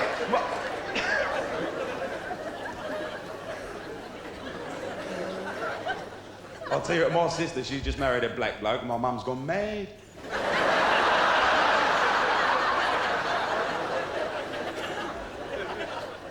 I'm telling you about the doctors. You're in the doctors, you get in there, right, and I'm in there, and I'm sitting down now, I've got a black doctor. And this is what the black doctors do. That's the chair there, you know what I mean?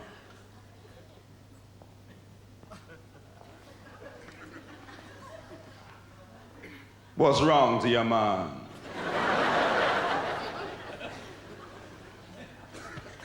Sit down in the chair there, you know. Relax.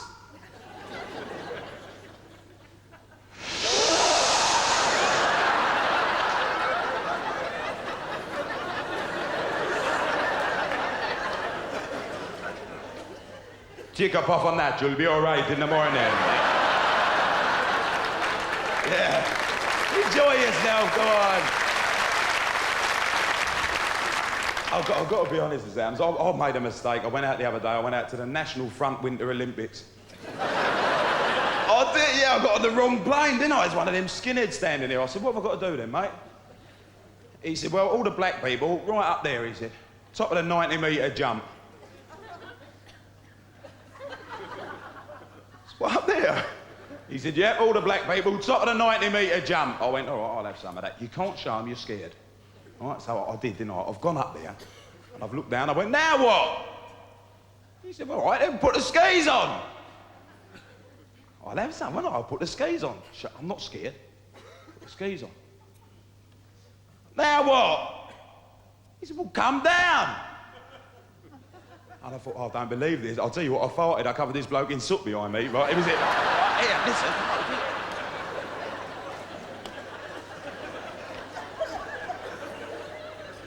I'm coming down down there. I'm coming down the slope like Eddie the Eagle. We've all seen Eddie, haven't we? You've seen Eddie the Eagle coming down the slope. I'm going like that.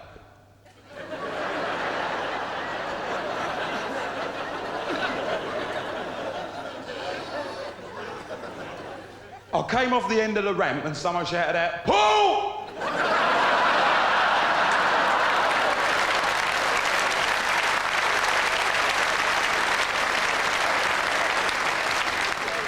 You love this one as well. There's these three blokes in jail.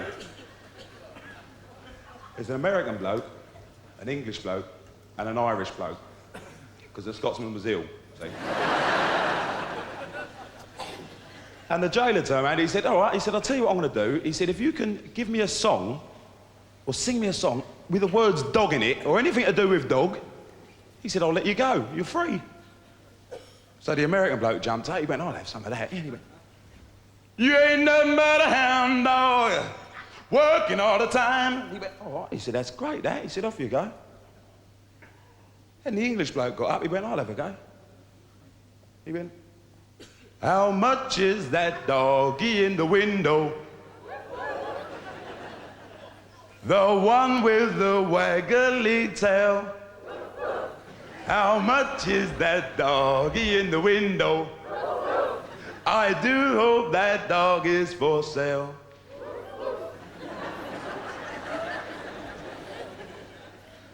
And then the Irish bloke got up, he went, I'll have a go, sir, he said. Strangers in the night, exchanging glances, lovers at first sight. He went, hang on a minute. He said, that's got nothing to do with a dog. And Paddy went, hang on, I ain't finished yet. He went, Scooby-Dooby-Doo, dee-dooby-dooby, Scooby. Thank you very much, Daniel. I've got to get off now because I've got to mug someone and his train's in 5 minutes. Thanks very much. See you another time. Thank you!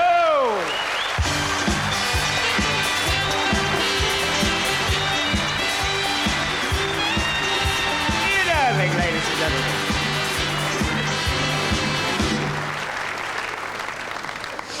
Our next artist is just, well, the most wonderful lady. She just told me she's very pleased and very thrilled that in March she's going to pick up the Entertainer and Lady Vocalist of the Year, which is a very, very nice accolade.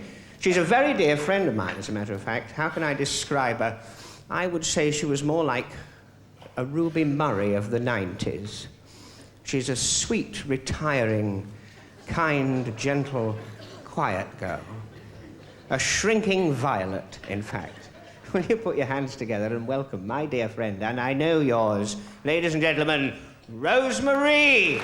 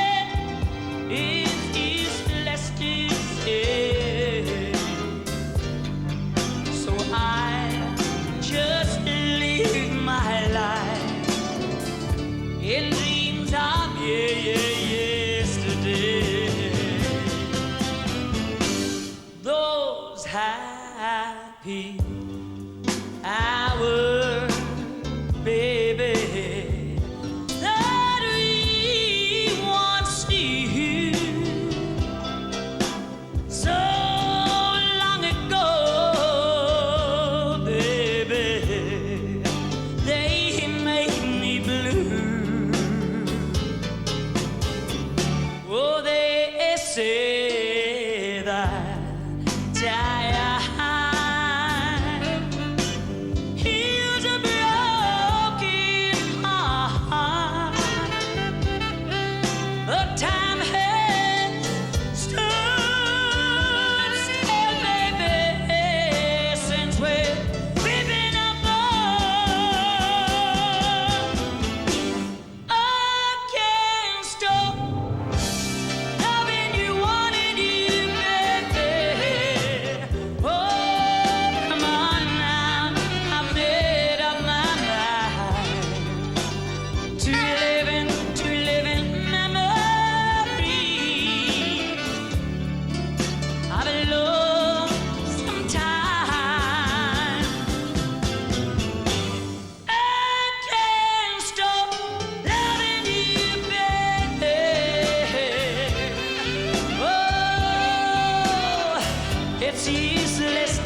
say. So I just live my life in dreams of yesterday. Are you ready to sing now? Here we go. Stop, Lord. I've made up my mind. Easy, boys. To live in memory. To live. You're doing well. Have a lonesome time. Could you give it welly poos next time?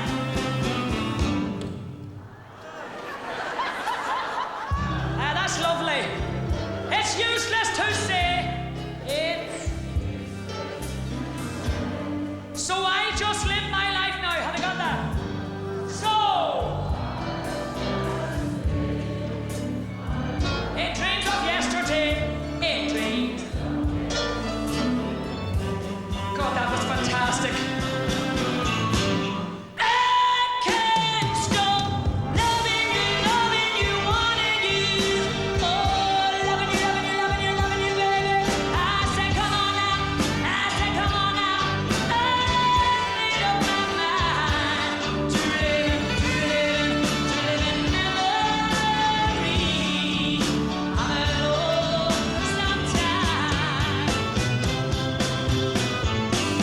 I can't stop loving you, wanting you, loving you. Oh, loving you, baby.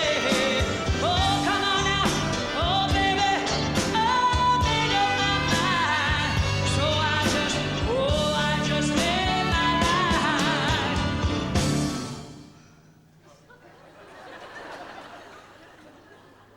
Excuse me, Murphy. Could you give me a nice cheese roll in the drums, please? I suppose that'll have to do. Don't give up your day job. Now, ladies and gentlemen, this is a very, very big finish. I do love a big finish. Now, ladies and gentlemen, after I sing the last big high note in this song, I then go running off the stage. Yous all shouting for more. And I pretend I'm not coming back.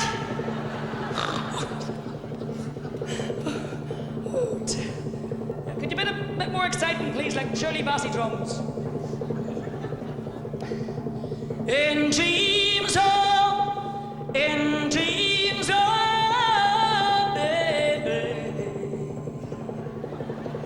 In dreams of yesterday. God, that nearly killed me.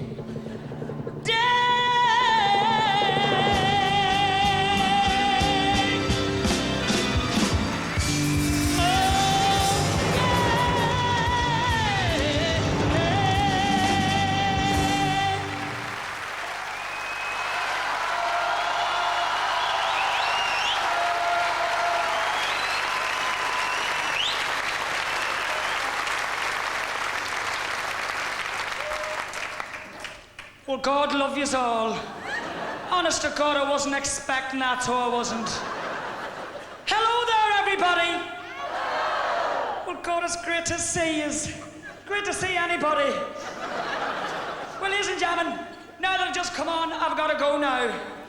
Dear God, I've got another booking, you see, in November. But, ladies and gentlemen, you've been a lovely audience for a couple of seconds. But I'd like to do a wee song now to close. I love romantic songs. Are you a bit of a romantics yourselves? Yes, look it. Anyway, this is a wee song that happens to be my new single, and it's going to be in the shops in a couple of weeks' time, and it's on the Pie label, so if you don't like it, you can always eat it. Now, listen to me. It's a lovely wee romantic song that I think will suit everybody's taste with the help of God, because we all have dreams of one or another. This is called Sweet Dreams. Thank you.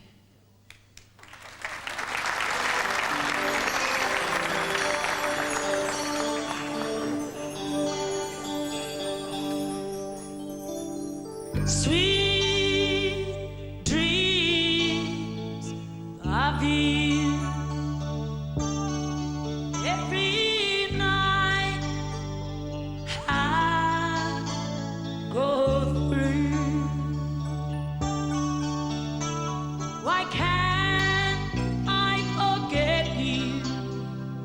and start my life anew. Instead of having sweet dreams about you. You don't love me, it's plain. I should know I'd never wear your name. Oh, I should hate you the whole night through. Instead of having sweet dreams about you. Sweet dreams of you. Things I know can come true.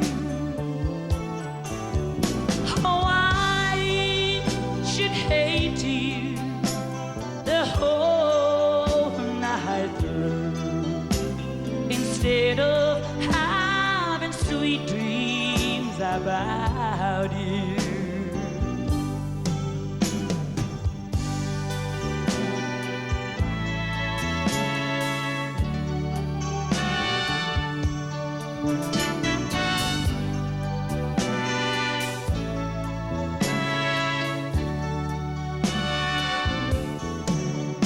I should hate you the whole night through.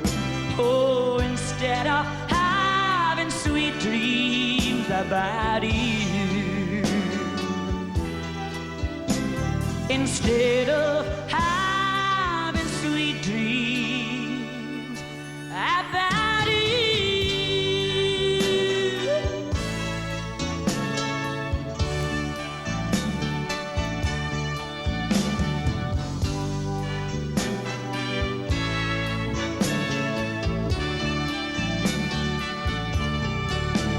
Why can't I forget you and start my life anew?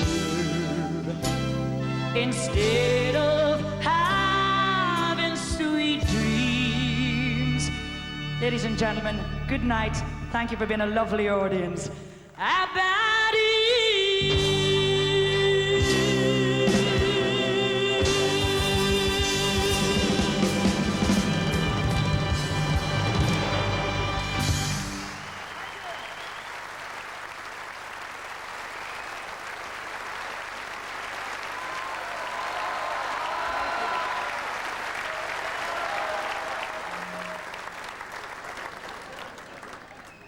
It's Rosemary, ladies and gentlemen. It's ridiculous, eh? Wonderful. Hello. My eldest girl, bless her. Oh, you didn't know, you see, I've got secrets. It is such a great pleasure now for me to introduce this next artist. We don't see enough of him, actually. Well, certainly not recently, we haven't seen enough. Many people in his field are doing, or trying to do, a similar thing. But as far as I'm concerned, and I know as far as you're concerned, he is the king. He is the daddy of them all. Will you welcome on the Palladium stage, Mike Yarwood?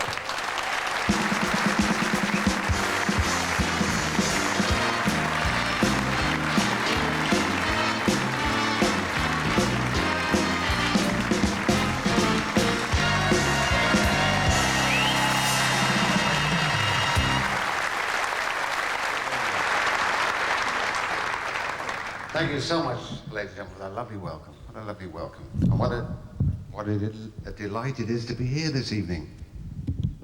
What a delight it is to be anywhere, I tell you. And to be here doing a show for the Sun newspaper. Lovely.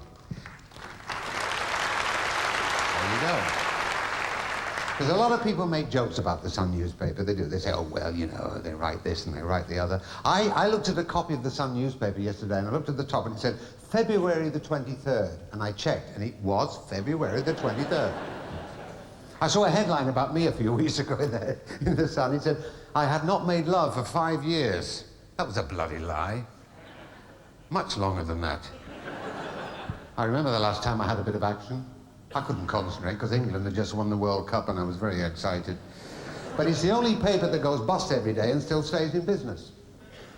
But when it comes to news items, who better to give them to us than Mr. David Frost, if you can hear me, Larry.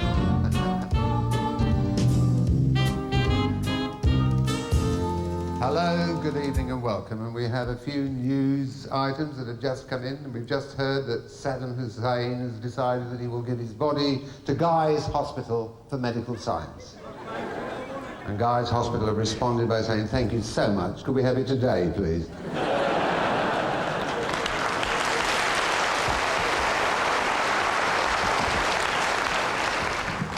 Also today, 300 women queued at Patrick Moore. Apparently they thought he was a jumble sale. And we also heard today... Yeah. I'm sorry, I'm tired. We also heard today that a school leaver decided that he went to a job centre equipped with A-levels in art and computer studies. He was promptly given a job painting computers. And last night in the city, the Chancellor of the Exchequer made a speech and said that he would double old age pensions, increase unemployment benefit and reduce VAT and abolish income tax. He then sang 3 choruses of Nellie Dean and threw up into a bucket. And finally, mercifully, farmers in Norfolk have discovered the world's first gay potato, the Queen Edward. Apparently you don't have to peel them, you just put them all together and they scratch each other's eyes out. It's a side imitator. It's a Bernard Manning. Thank you very much. What about that Bud Moncaster about as funny as a blind boil? Fella digging his front garden, this big Shara goes past full of Pakistanis. Fella goes like that, they dropped him 2 off.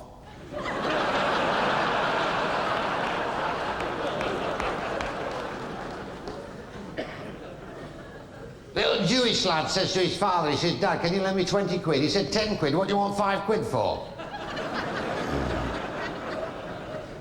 Another fellow goes to the doctor, he said, Doctor, I keep putting on weight, can you put me on a diet? He said, you don't need to go on a diet now, I've got a new idea. Instead of putting the food in your mouth, shove it up your backside.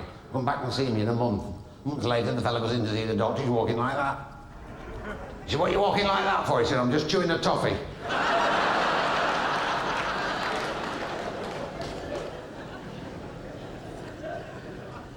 Fella goes into a sex shop in Soho. He said, I bought this inflatable doll in here last week. Every time I blow it up, it goes down on me. He said, oh, you must have the luxury model, sir.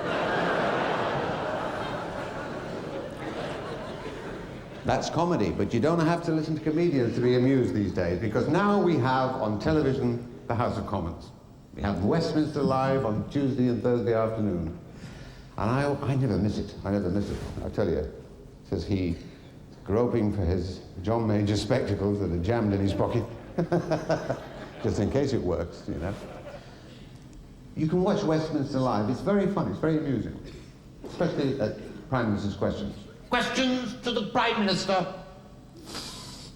Number 3, sir. The Prime Minister's engagements for the day.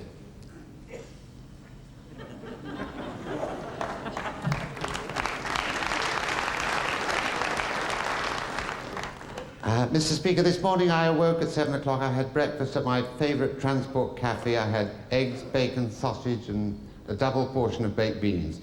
I shall have a meeting of the Cabinet this evening, and also I hope to have an audience of Her Majesty the Queen. Mr. Kiddock. Mr. Speaker. Mr. Speaker, if the Prime Minister had a double portion of baked beans this morning, is it wise that he should have an audience of Her Majesty the Queen this evening? Order. I order. The leader of the opposition knows that it is unparliamentary to do fart jokes in the House of Commons. Mr. Kiddock. Well then, Mr. Speaker, can I put this to the Prime Minister on the subject of education? Is he aware that 100,000 children aged 7 in this country do not know how to spell the word cat? Is not the Prime Minister worried about the standard of education in this country? Mr. Speaker, I would like to say to the Right Honourable Gentleman opposite, we are thus far, we are thus far. And very thus far, says he, trying to think of the next line. But let me say this, that I and my Right Honourable friend, the Secretary of State for Education, are very worried about the standard of education in this country, but not as much as we was.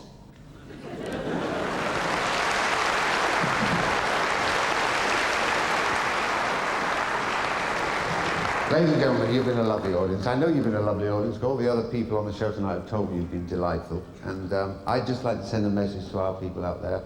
I hope that when our fellas and our girls and boys out there see this show, I hope that they see it here, back in their own living rooms. That's what I hope. Good night, God bless, and thank you for being here.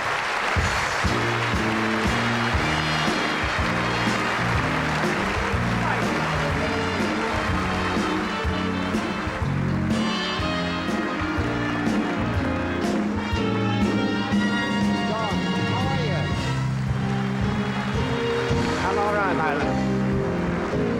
Good to see you.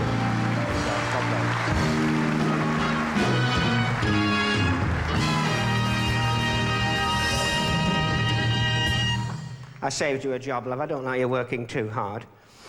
Oh, no, she dashes on and off, poor soul. We're now going to have three guys who really, their burning ambition always has to be to do Sunday night at the London Palladium. So now they get their chance. Will you welcome the infamous Oddballs?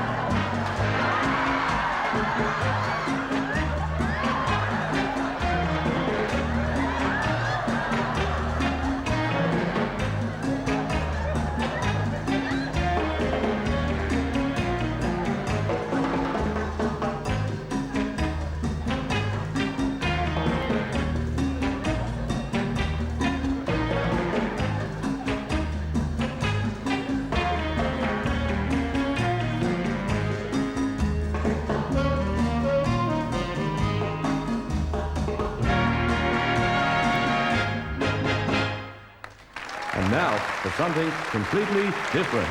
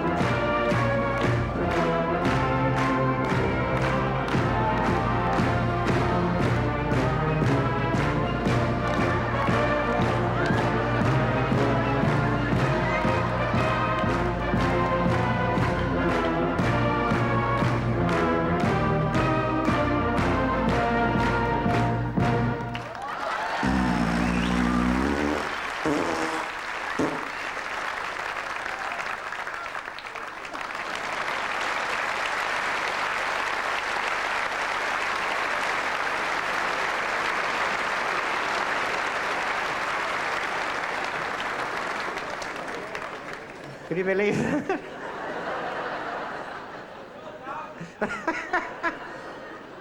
No, they wanted me to do that. I'm too tall. I couldn't. I've been out. I didn't see it all, actually. No, I got horrified. I thought, oh, no, I can't watch this. I shall have a stroke.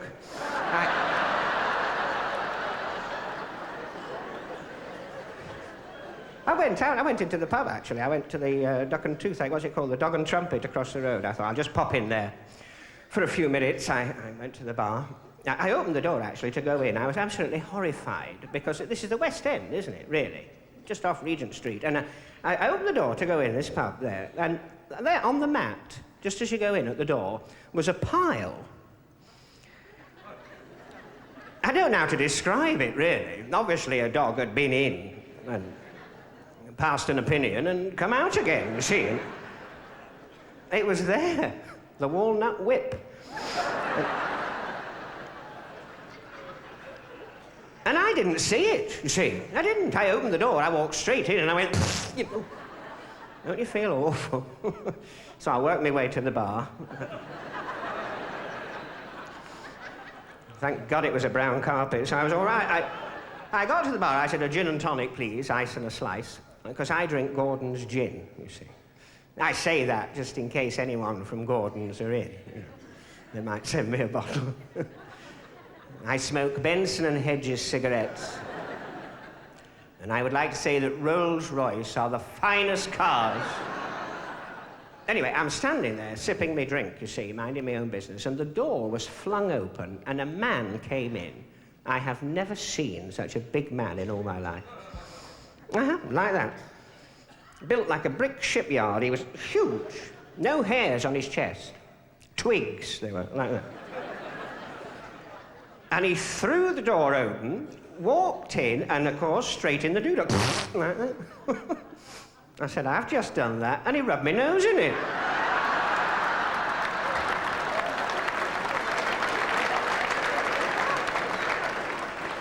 Ladies and gentlemen, a man that needs no introduction, the man you have all been waiting for, Jim Davidson!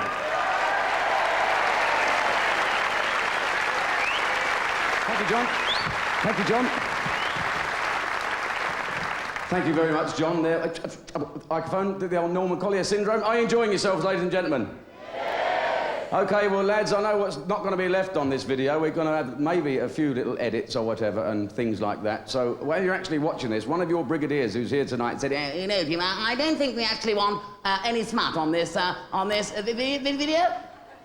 You know, brigadier, they say, OK, the enemy are here, and we are here.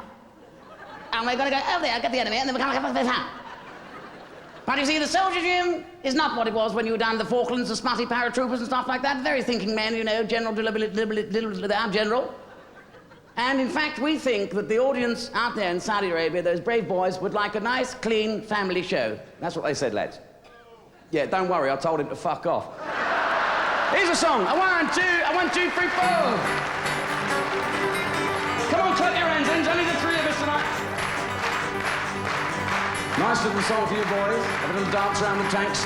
I'd like to see Coyote eat the road runner, and I'd like to see that evil blown to bits.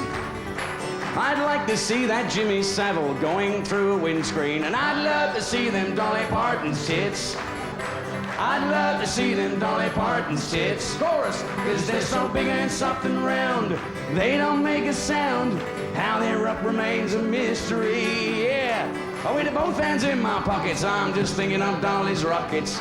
Here they come again, my fantasy. The old banjo's up and down like a bride's nightie. Come again, my fantasy. Second verse. I'd like the Greenham Common women blown up by the Iraqis. I'd like to see old Saddam fall to bits. I'd like to see Paul Daniels disappear up his own. But I'd love to see them Dolly Parton's tits. That's fucking magic. I'd love to see them Dolly Parton's tits. Come on, the chorus. 'Cause they're so big and soft and round, they don't make a sound.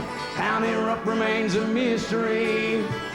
With both hands in my pockets, I'm just thinking of Dolly's rockets. Here they come again, my fantasy. Oh yeah, here they come again, my John Smith on the distorted banjo.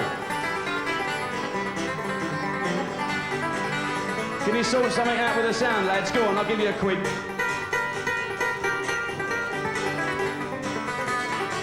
Give Smudger a big clap. Just got rid of the last lot. They're so big and soft and round, 2 inches from the ground. How they're up remains a mystery. With both hands in my pockets, I'm just thinking of Dolly's rockets. Here they come again, my fantasy. Yeah, here they come again, them fantasy. That's Dolly Parton's knockers here, boy. That's Dolly Parton's tits. Thank you. Bit of a stop.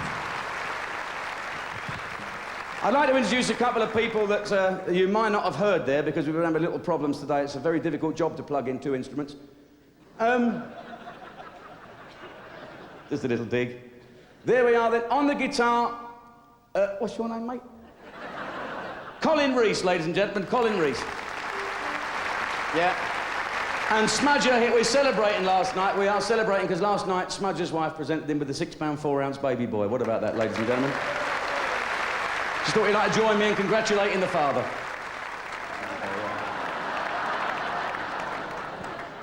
Well, it's been quite a good show, isn't it, eh? It's been all right. Any swear words upset any people? Because when you're on stage, when there's sort of acts on and comics that tell the blue jokes, you can only see the people with faces like smacked asses. Don't worry with that camera, mate. I'll come round your house and walk around while you're performing. Now... cheating.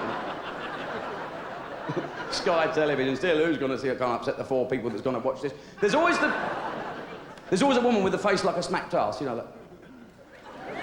Every time you rude, they go, If he swears once more, well, piss off, darling. That's what... Now, the posh ones think they're better than us to get out the bath and have a wee in the sink, don't they? Not like normal people, piss in a sponge and squeeze it in the sink, no. And then you get the old age pensioners that don't like me. They sort of turn up here. I've worked in Torquay. In fact, this summer I'm doing Great Yarmouth, which, as you know, is God's waiting room, Great Yarmouth. Thousands of them turn up there, hundreds of them walking along the seafront, all looking like, It's nice here, Doris. I like it. It's smashing, isn't it? Mum's always got the corned beef legs where she's been sitting in front of the fire for too long.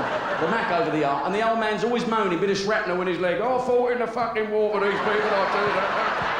Leave the seagulls flying around, shitting all over the floor. Oh, Jesus, another pass. Always, mate, them old girls, they always sit on the benches with their legs open like that, don't they? You drive past, go, oh, for have a look. Why do they sit like that, the dirty cows? Keeps the flies off the ice cream, you know, but...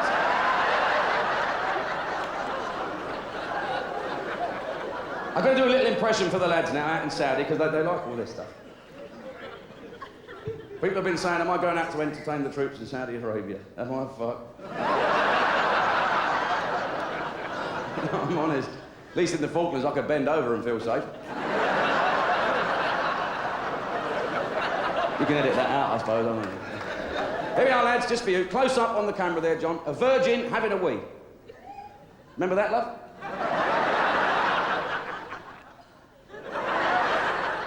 Married woman. Prostitute.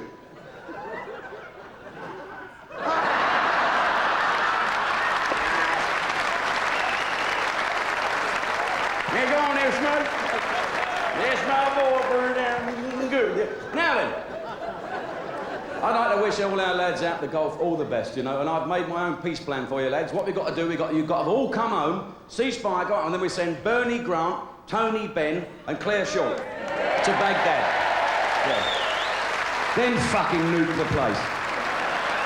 Yeah. I've got myself in a lot of trouble over jokes about the golf, so I'm not going to repeat them tonight. All I said was, like, what's Baghdad and Hiroshima got in common? Nothing yet. That's all I said. And I get bullied. All I said was that K-80 has captured a Scud missile and put some batteries in it. That's all I said.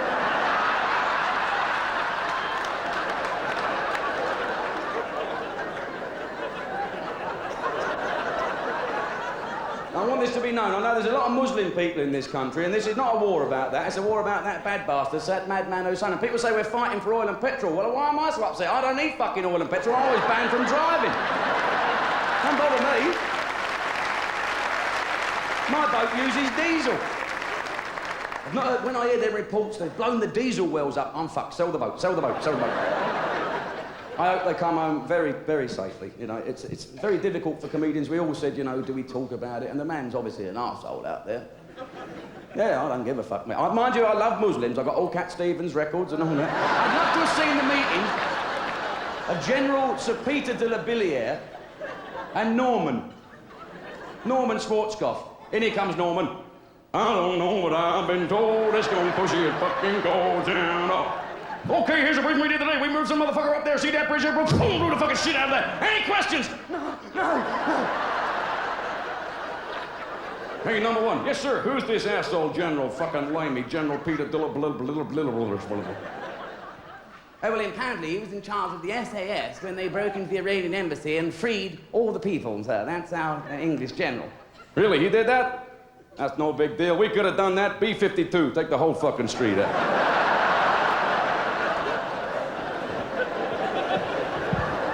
Wouldn't let us do it, said we'd hit the zoo. Bristol Zoo.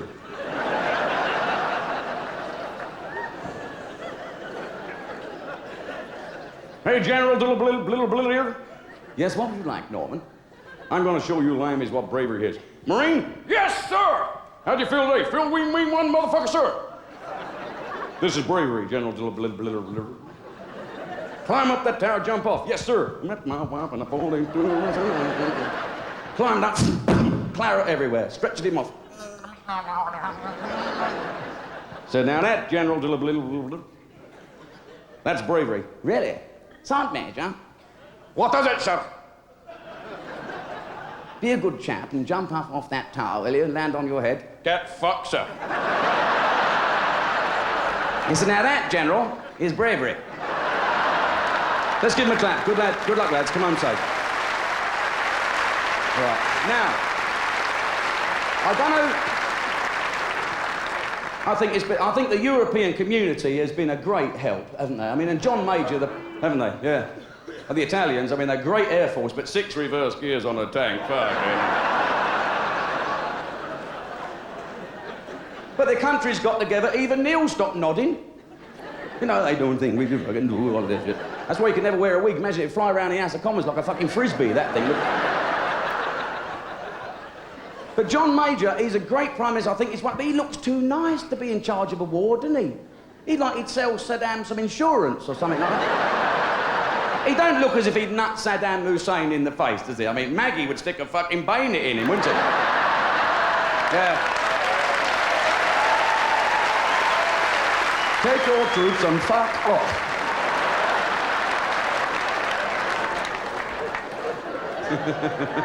Do you know, I used to be quite a blue comedian years ago. I was talking to Jonesy. We used to do these stag shows. You remember the stag shows that years ago, 1976, I did New Faces with Rose Marie. Rose, you were 8, love, weren't you?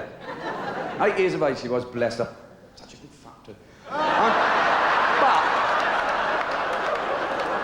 Well, it's a charity show. I can't be paid off, can I? I don't give a shit. We're at war. It's time for the truth to come out. What was I talking about? Oh, you were talking about stag shows. Yeah, these strippers, they weren't very sexy. They walk out and sort of... By the way, I've got to tell you, we're actually going on overtime now, but so we have to pay a few little expenses. So if you don't drop it in the bucket, I don't give a shit. I'll pay it myself. It's all for a good cause. We're here to have a laugh, right? Okay, done. Smash it. I've worked it out. We're going overtime. I have an affair with 2 page 3 girls and get the expose off Kelvin Mackenzie and donate it to the thing. Can't find 2 page 3 girls. Page 7 fellas, all right, but I can't take pain. And you've got to be careful of this age thing. It's terrible. Oh, you watch that advert on the television? Pauline is not an actress. I'll write down Pauline.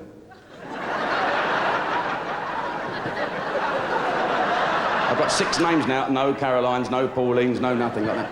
You've got to be very careful. Pauline is not an actress. She's HIV positive. What's that mean? She can drive an Arctic.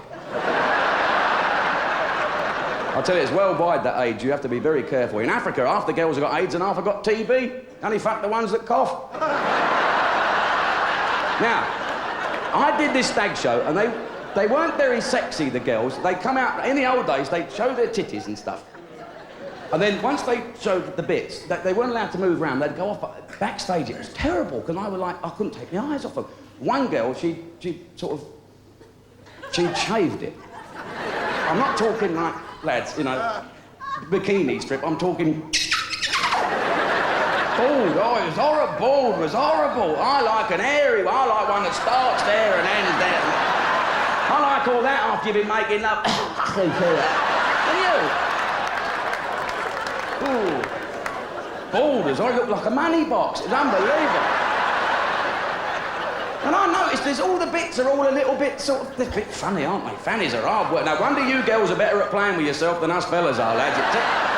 There's a little thing you're supposed to find, lads. It's like, what's it called? A little fucking thing about that thing. It's called a licorice or something like that. And that's why you girls know where it is. You do that strumming. I could never find that. I've been down there with torches and maps. Because you get a map in them Tampax packets, don't you? You do. Next to the instructions foot up on the bath, you get a map of a fantasy. You've got the licorice, then a fucking utterus, whatever that is. I've no idea. Then it's across the bridge to Plumpton. But I've never actually... Fannies are a horrible thing. They pack up, don't they? Once a month, they break down. Out of commission 1 week in every 4. If that was a Centurion tank or a chief, then we'd lose this fucking war, wouldn't we? So how old that joke is, Centurion. And what is it with them? I don't wish to be rude. Lads, I tell you, have you ever sort of, like, down Aldershot, back of the bike sheds or the range, when you're actually making love, even with someone you're in love with, it's slightly off-putting when you're doing it and suddenly it goes a bit tricked, doesn't it? It sort of... You ever had that? It goes... What is it? Get a bit of air in it or something like that. You think, shit, my dick's gone into the twilight zone. Then you get... Oh, hang on, I got some... So do you mind? You're better off with a dick. You know where you are with a dick. Mind you, I couldn't suck one, could you, lads? Oh. You got the cheek to call us men animals, you have. Remember the first time, but it wasn't a bit romantic, girls, was it? It was like that when it... Fuck off, I'll do it myself. Get up. Do you remember the first time you touched a willy? It was always like, you was in the car, weren't you, about 17, you're like... The bloke would get it out while you're having a kiss and cuddle without telling you. And put your hand on it and go, fuck off, I ain't touching that. Put it away. And he's like, I can't get it back in the trouser. You like that, girls, aren't you? Someone will see us when I... No.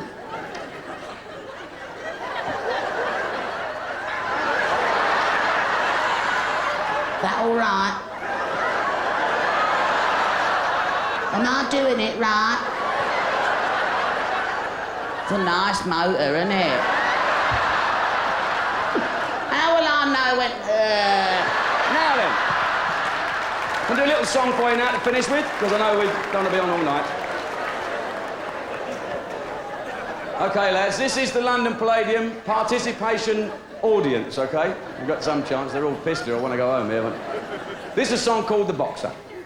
And you've got to join in, otherwise it sounds crap. Can you put that little button on that turns you into a singer?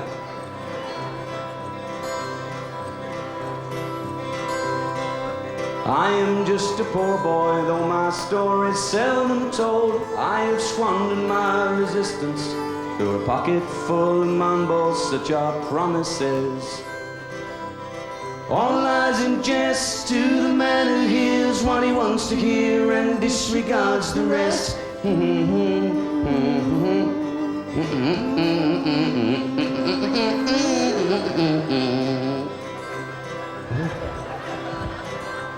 When I left my home and my family, I was no more than a boy in the company of strangers, in the quiet of the railway station, running scared. Laying low, seeking out the poor. When I'm laying low, seeking out the fucking wrong layer, I love to see them Dolly Parton's tits. When I'm laying, what the fuck is it? Asking or laying? Laying. Oh yeah. When I'm laying out my winter clothes and wishing I was gone, going home. Where the New York City winters are bleeding me. Leading me, going home. We skipped a verse, didn't we? But go back. I love to see them Dolly Parton's tits. Asking we workmen's wages, come looking for a job, but get no offers. Just to come on from the horrors on 7th Avenue. I do declare there were times when I was so lonesome I took some gum with their la la la la la la la la. Right, your bit, are you ready? La la la, come on. La la la la la la la la la. My God, look at the state here. La la la la la la la la la. Hello, big boy. When I'm laying out my winter clothes again, wishing I was still going home, where the New York City winters are bleeding me again, bleeding me. Going home. I'll sing the next bit as Rosemary. You ready? In the clearing stands a boxer and a farter by his trade, and he carries the reminders of every love that laid him down and caught him till he cried out in his ankle. I am leaving, but the fire still remains. La la la la la la la la. You ready to sing? Come on. Nice and big for the boys. La la la, come on. On your own.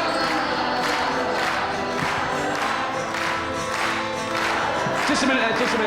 No. It's not. La la la.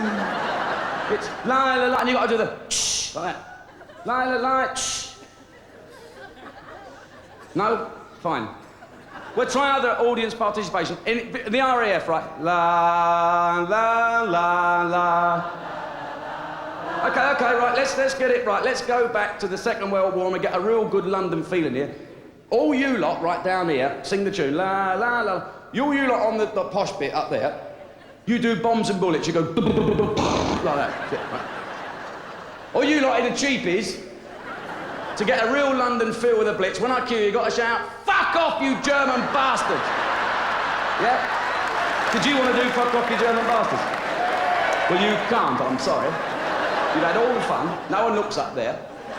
Apart from Tarbuck, because he didn't want to show anyone his bald head. You ready? Right, the song? You ready? First of all, the song, then. You ready? La, la, la. Bombs and bullets.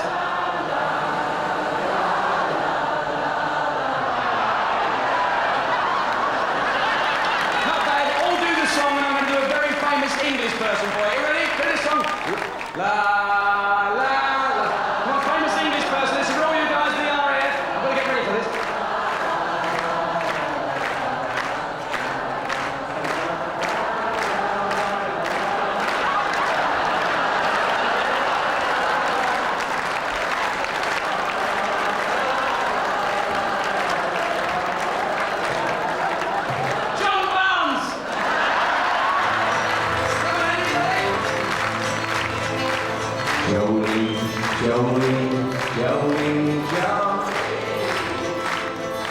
please don't give my man the blowtorch. Come on then, lie. Come on. Lie.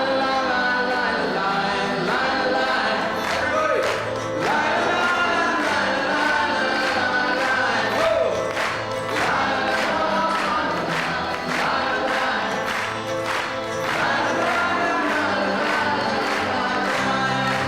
Thank you very much on behalf of myself, ladies and gentlemen.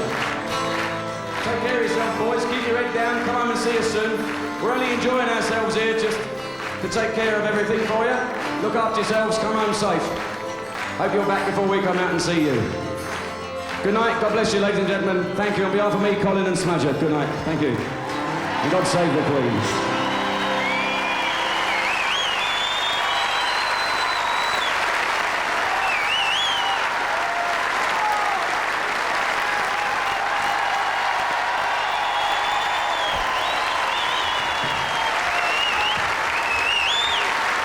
Thank you.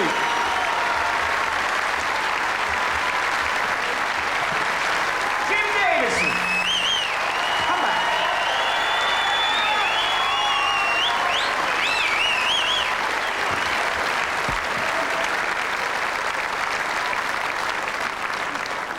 Ladies and gentlemen, will you welcome Mr. Kenneth Wolstenholme?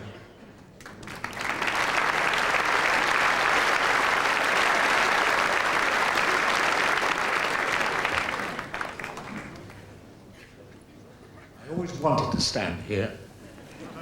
Now, ladies and gentlemen, as you all know, in the desert tonight, our men and women are risking their lives in the fight for freedom, in the fight to liberate Kuwait. And that's why we're all here tonight, to salute them and to help the families of those who, unfortunately, have made or may have to make the supreme sacrifice. And it's my privilege tonight to read a message we've received from number 10 Downing Street from John Major, the Prime Minister. It says, "I'm delighted to have this opportunity to thank all of you who have come to this Gulf Aid Gala show, and also to thank the Sun for their support and effort in staging this event. The money raised will be passed through the Gulf Trust to the 3 principal service benevolent funds to meet the immediate and long-term welfare needs of service personnel and their families. Events such as this send the very best possible message of support to our troops in the Gulf. They deserve this support, and I'm delighted to join you all in offering it. Please accept my warmest thanks. Signed, John Major."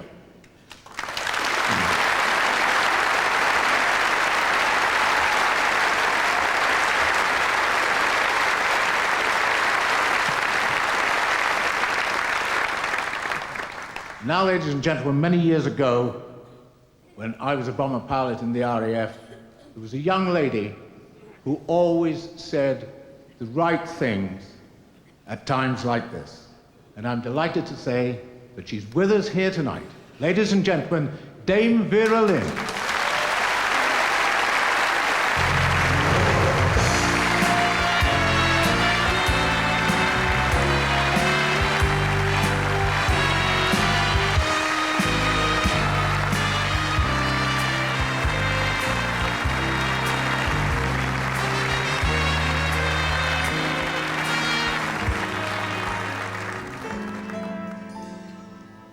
We'll meet again.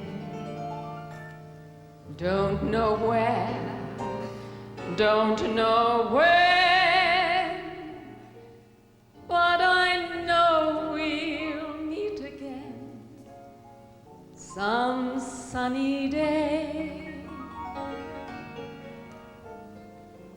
Keep smiling through, just like you always do, till the blue skies drive the dark clouds far away. So will you please say hello to the folks that I know tell them I won't be long. They'll be happy to know that as you saw me go, I was singing this song. We'll meet again, don't know where, don't know where, but I know we'll meet again some sunny day. Now come on, sing for the boys. We'll meet again. Don't know when, don't know when, but I know we'll meet again some sunny day. He's sliding through, just like you, all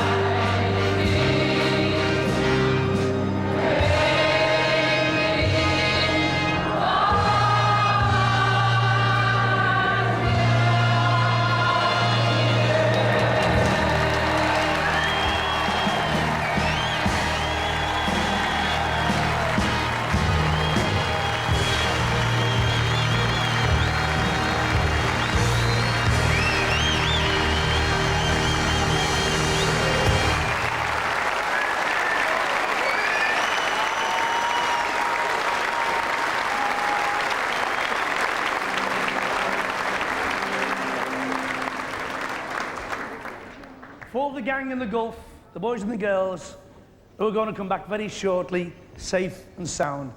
And for you all, thank you all indeed. When you walk through the storm, hold your head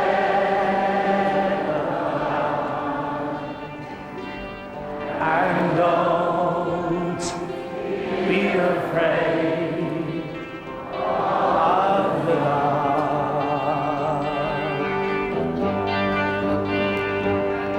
At the end of a storm, there's a golden sky and the sweet silver song of the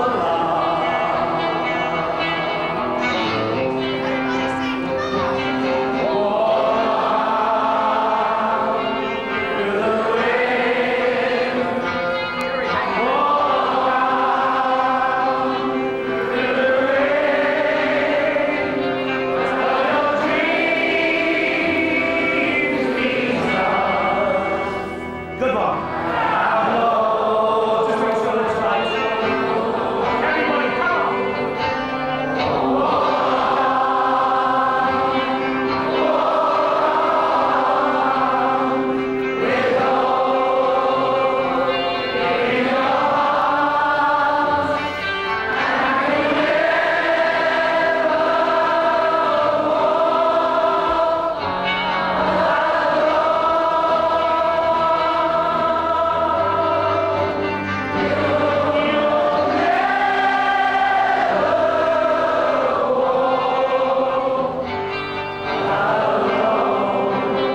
Everybody sing it louder. Come on. That's.